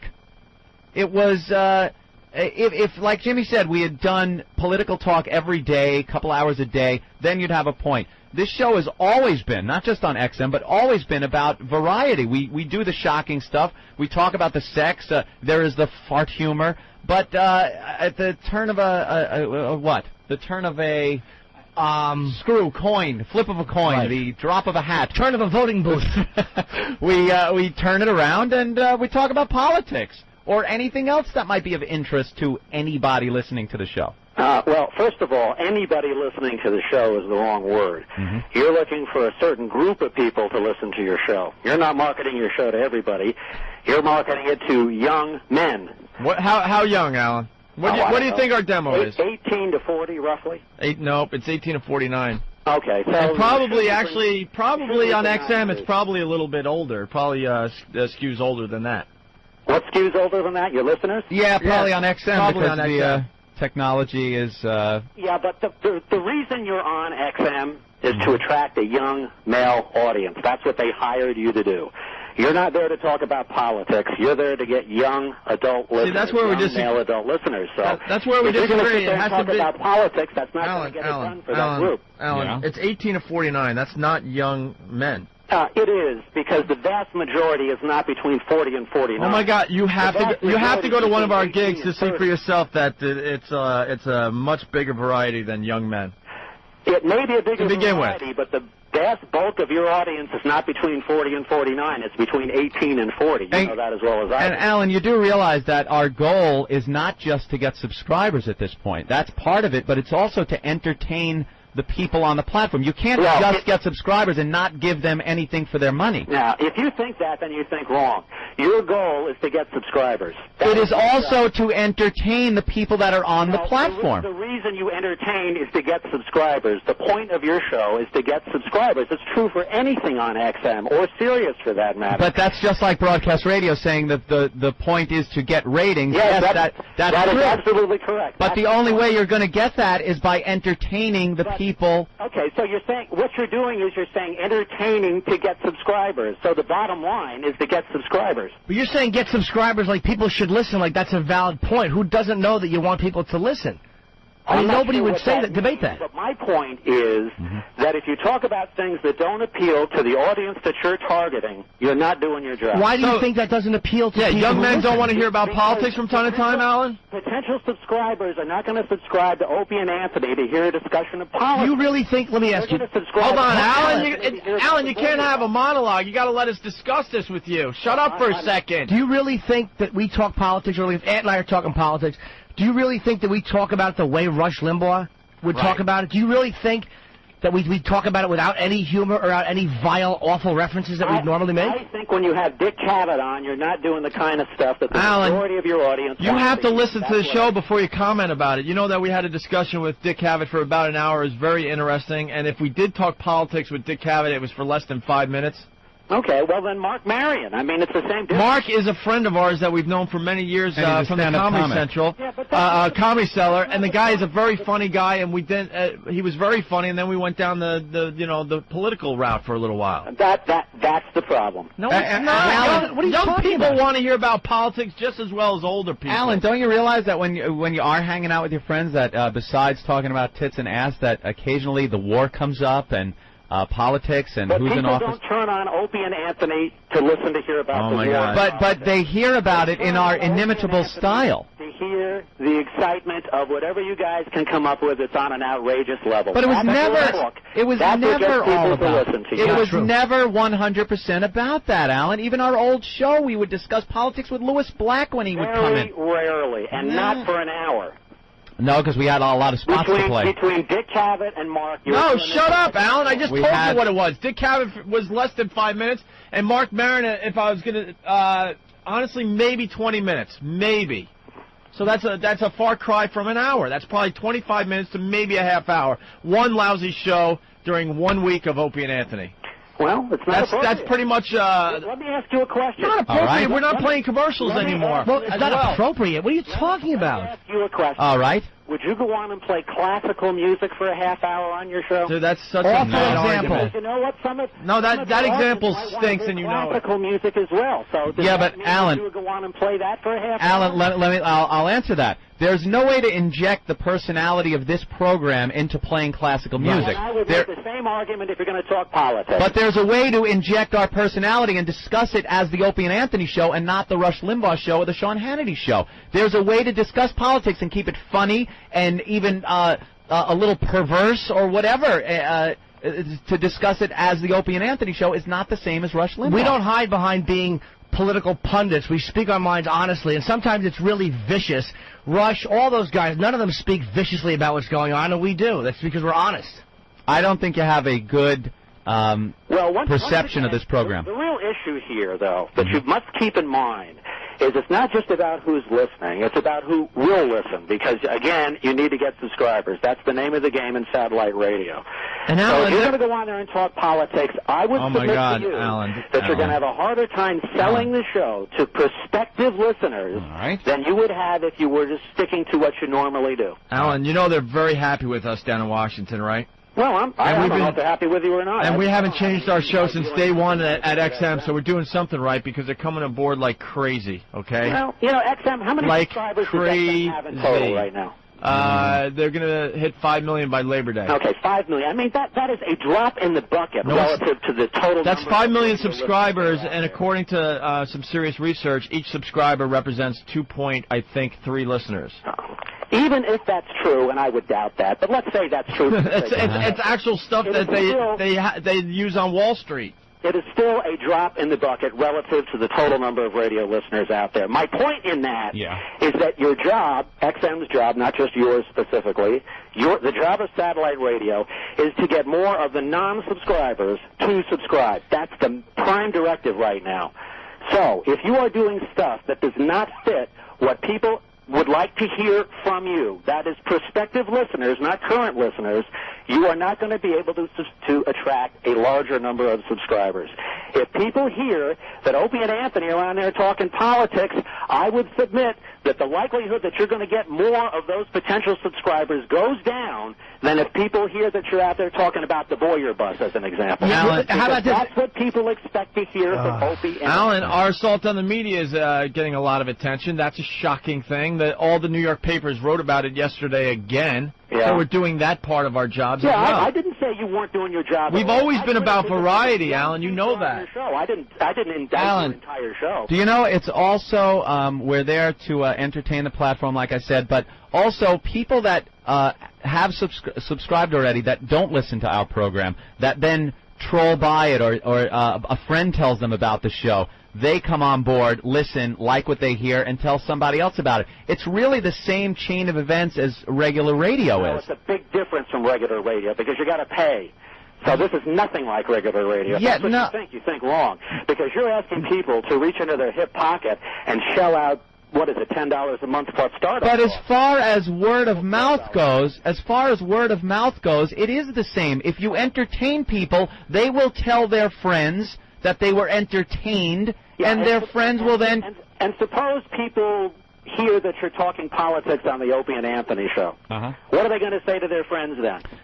They were going to say, I heard something very funny today. Well, that's assuming that they thought talking politics was what they wanted to hear on Alan, you're painting with a wide brush here. You got to give our listeners a little more credit. They know how to describe the show to potential new listeners, Alan. We don't discuss the politics like you're thinking. We don't sit here and put the 1010 wins ticker behind us and start talking news. We've been on 3 hours today. I don't think we've talked politics yet. That's good. I'm glad. And that's usually... It's a mistake when you do. Not at all. So you think that we should never mention politics on the show? I don't think you should devote entire segments to it. How long? Okay, let me ask you. On a 4-hour show, say 3 hours and 35 or 3 hours and 40 minutes of content, how much time would you say is appropriate to devote to talk about politics when there's a war going on? I mean, have you stopped eating your wife yet? I'm asking you a question. Answer that I'm asking you. Say, oh, that's ridiculous. No, I'm asking you. I'm telling you that you need to I'm asking you. And you're not going to get to the promised land. I'm asking you for a number. That you're talking politics. What is in your mind a reasonable amount of time? Yeah, have you stopped eating your wife yet? No matter what I say, you're going to,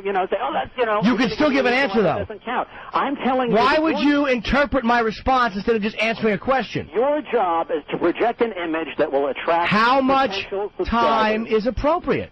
I'm not going to answer that. Why? I'm not going to. Why? It's a very valid question. You're saying as long as it's not for an entire segment. So my counter question is, okay, not appropriate for an entire segment, so how much time do you feel? I don't think you should discuss it at all. Oh, okay, you're so wrong. It should not be mentioned at all. No. You're so wrong. That doesn't make sense. Yeah, okay, see, now I answer the question, so now you're going to say it's ridiculous. No, I'm just saying it doesn't make sense. You're wrong, and you lost the debate on the message board, and that's why you took the post off. My point is not to get into a discussion of you about how many minutes you should discuss specific items on your show. Why not? If you're mentioning it as if it shouldn't be talked about. You're going to let me finish now? Yeah, you can finish. Yeah, let Alan. My point is that the image that you need to project needs to be one that will attract potential subscribers. If people who don't listen to your show but are familiar with it hear that you are talking about politics, I suggest that they are going to be less likely to subscribe if instead they heard that you were talking about the Boyer bus.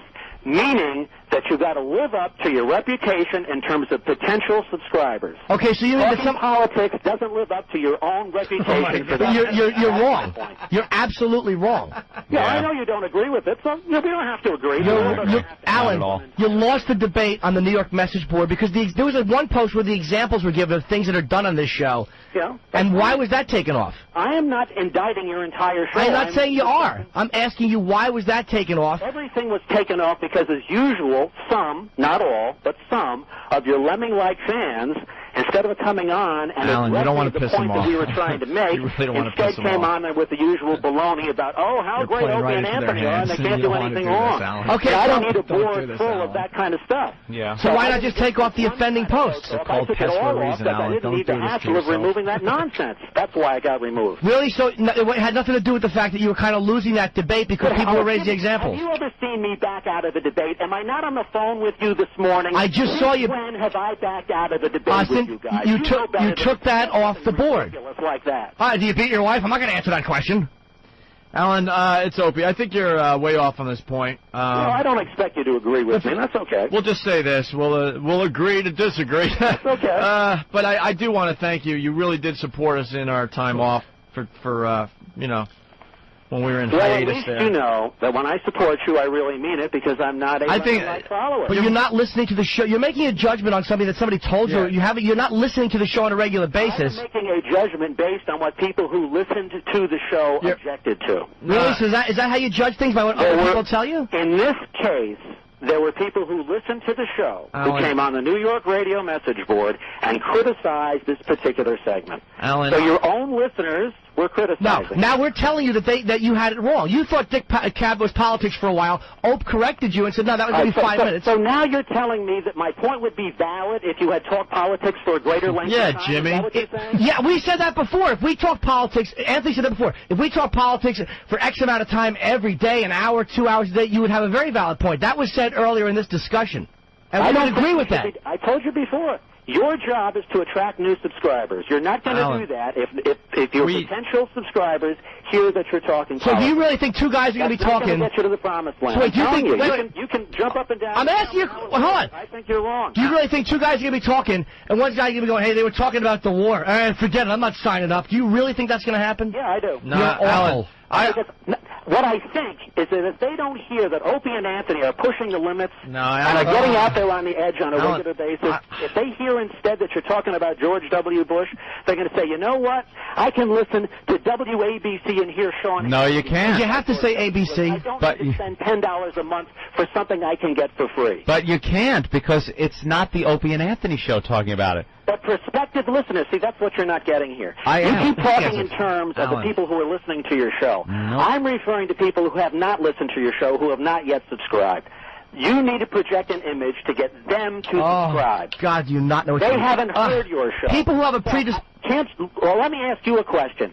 Isn't it at least possible that some of those potential subscribers aren't going to walk away thinking, you know what? If Opie and Anthony are talking politics, I'm not going to bother being a subscriber. But the Isn't break that at least a possibility? It would be if the break before or after the politics break wasn't something. But they don't know that, Anthony. That's my point. They're not listening. They can't hear you. They are, I said, potential subscribers. So not current listeners. can't there be a potential subscriber that hears us talking about something shocking and thinks it's horrible and shouldn't be listening? Your subscribing base? No.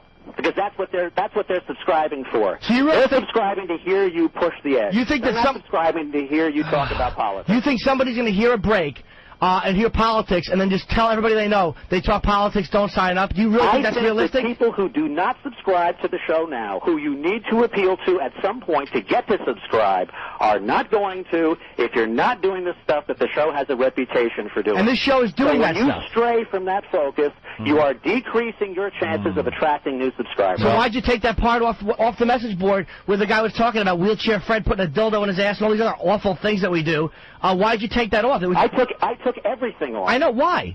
I told you before. You were losing the debate. Because the board is getting jammed up with the O&A lemmings that everything that you do is perfect. No, I don't need a board. Oh my God, it's so not true. You just said some of our listeners criticize the show. In one breath, you're saying they're all lemmings, and the next you're saying they criticize the show. So which is it? Trust me, they criticize all the time, Alan, how many on a regular listeners do you basis. have more than one listener?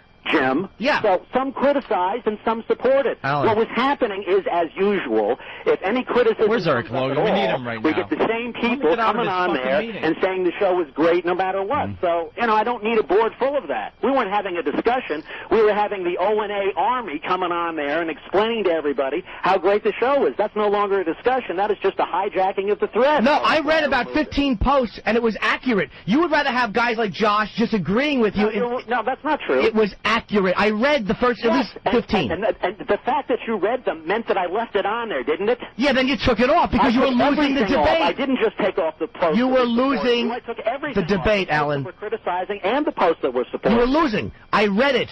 I read it.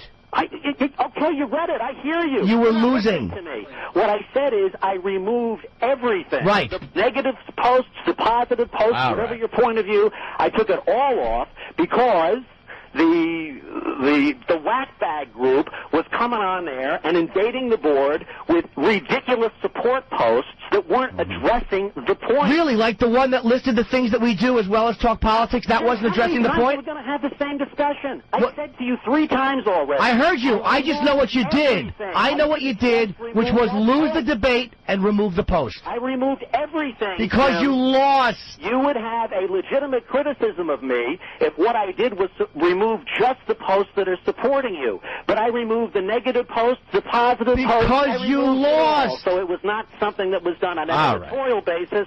It was done on a board management basis. You lost the debate. There was just too much nonsense. Right? Yeah, too much nonsense supporting the show. You lost the debate and you took off the post. Jim, you're not listening. I heard you say I don't agree with you. Talking and talking, and you're not listening. I'm not the one sitting in a basement alone. I did hear what you had to say. What is that supposed to mean? You know exactly what it means. Are you trying to imply that I'm sitting in a basement alone? No, I did imply it by saying it. An implication would be if I hinted around it. Saying it is what I did. I said sitting in a basement alone. You don't know very much about me if that's what you think I'm doing. All right, well, I forgot there's an echo. Maybe it's a big basement. If anybody's losing the argument, it's you, because now you're resorting to personal, nonsensical attacks. Stick to the point, and maybe we'll get somewhere. Why? Maybe I could just delete the entire segment here if I lose the thing. I'll just delete it, and so nobody can hear it in the replay. I'll just do what you do. I'll lose and then delete it. The reason that was removed. So you can keep saying the same thing over and over again. We're just going to go around and around. I know. Alan, we're just going to go around and around here. Alan, thank you for coming on the show. We respect you for coming on the show, obviously. I'm happy to do it. I got to tell you, we're doing... Anything I can do to help the cause, I'm in your corner. Alan, I got to tell you, we're doing quite well for XM, and only time will tell. We won't agree on... No, I'm not suggesting and we're not going to... well. Honestly, we're not going to change our show. We know what we're doing here. Yeah, we won't agree on our methods here and what XM expects of us, but that's just the way it is. We don't have to agree. You'll see, we'll be huge again, and that's because we know how to do radio. We're going to do it our way, not Alan Sniffin's way, okay? Look, I'm not saying you don't have Alan, to do radio. more That's not important, what I said. Alan, more importantly, was someone waiting this whole time for a cleaning? I have the day off today. Alan, whitening toothpaste, which one's best? I would have just hoped that you would listen to the show more. Scraper? I didn't hear it. What's that again? Which one? I'm just trying to have fun now, but Jimmy still wants to bite your neck. No, I don't want to bite his neck. He's a little frustrated because he's not used to having somebody come back at him and put him in his place. Do you really think that, Alan? Take that, Jimmy! What's that? I didn't hear you. I said when you're up to it, you can try and call me. Give me your number. Ooh. Not over the air. You think I'm crazy? You think I'm crazy? My point was, if you had listened to the show more and then criticized it, but you just went by something you heard, and yet when people come back and support the show, they're O&A lemmings. If somebody criticizes the show, no, that's not. No, then you're not reading the board as well as you think you are. The O&A lemmings are people that are unable to do anything other than post how great the show is without being specific or addressing the point of the thread. Alan, our own fan That's not the same thing as anybody who supports. Alan, so Jimmy, you've got to listen a little more carefully to what I'm saying if you expect to respond intelligently. I'm not used to hearing you without an echo and an awful jingle. Sorry. I see. So now instead of addressing what I just Hold said, on, my friends are laughing at my little witticism. Off into some other area. Hey, I have to, Alan. Remember, our job is to get subscriptions and keep it edgy. Just being shocking. I didn't want to talk too seriously. We might lose subscriptions. I better go for the laugh real quick. Who is really losing this argument? You're having a hard time focusing here. I just got a big laugh from all of my friends. Personal attacks and the criticisms about other things. I didn't personally attack you. Stick with it, and maybe you'll do better. I didn't personally attack you. Hello? Who's that, Ope? Who's this? Opie's taking a phone call, Alan, for some reason. No, this ain't Victor. You got the wrong fucking number. Oh. Okay. You lose this number, please? No, that's what, no. Alan. Oh, bummer. Okay. No, I was answering a phone call. I'm sorry. All right. Well, Alan, thanks again for coming on. And we don't have just lemmings. Our own fan sites I agree with you. critique the show on a daily basis. I didn't say that. What I said is you have some fans who are lemmings. All right. That doesn't mean that everybody is. I didn't say that. Don't you think some people on your board might be lemmings too, and kind of just agree with you because they want? There probably are. Do you boot them when they do that? When they agree with you? If they don't stick with what the point of the thread is, absolutely. So if people are just going, Alan, you're right. You made a great point. You actually will delete the thread. Absolutely. If they do it in huge numbers. I've never seen it. I think in general, Alan. Maybe you need to read the board a little bit more often before you criticize. No, maybe I just need to get blown less because that's what I've been doing. There we go. Once again, not sticking to what we're talking about. Wait, we don't want to talk about it for too long. No, I don't want to lose subscriptions, Alan. You've got to focus on the point rather than drift off into those kind of nonsensical responses. Wait, but what do you talk? That's what we do when we talk politics. Now you're saying it's wrong when we talk to you? I'm saying it's wrong when you don't address what it is we are talking about. Alan, I don't want to lose subscriptions. I like to get blown. That are not relevant to the conversation. That's very relevant to the conversation. To the point. I get blown a lot. That's very relevant. See, shocking radio. All right, Very Alan. good, Jimmy. I think that last sentence pretty much sums up your position. Yeah. Alan, Good job. The whole time I was thinking, and you know what? I'm going to pardon you today. You're going to what? Pardon you. Okay, thank you. Because the listeners have been asking through this whole segment if we should attack. Yeah. And I'm going to put out the word, Anthony, that we're going to pardon Alan Sniffen today, and we will not be attacking him and his fine message board, all right? Well, I just want to make it clear, while I'm still on the air here, that I have frequently supported you guys in the past, and I am not an enemy of the show. If I criticize a segment of it, which is what I'm doing in this case, that doesn't mean I hate everything you do. And we understand that, and we respect the fact that you came into a hostile environment to try to make your point. So I'm willing. All right. I don't think it was that hostile an environment. We just disagreed. That's okay. It wouldn't be any fun if we agreed. What would we have to talk about? Cavities? There you go. All right, Alan. Thank you. You're welcome. Wait, Alan? Yes.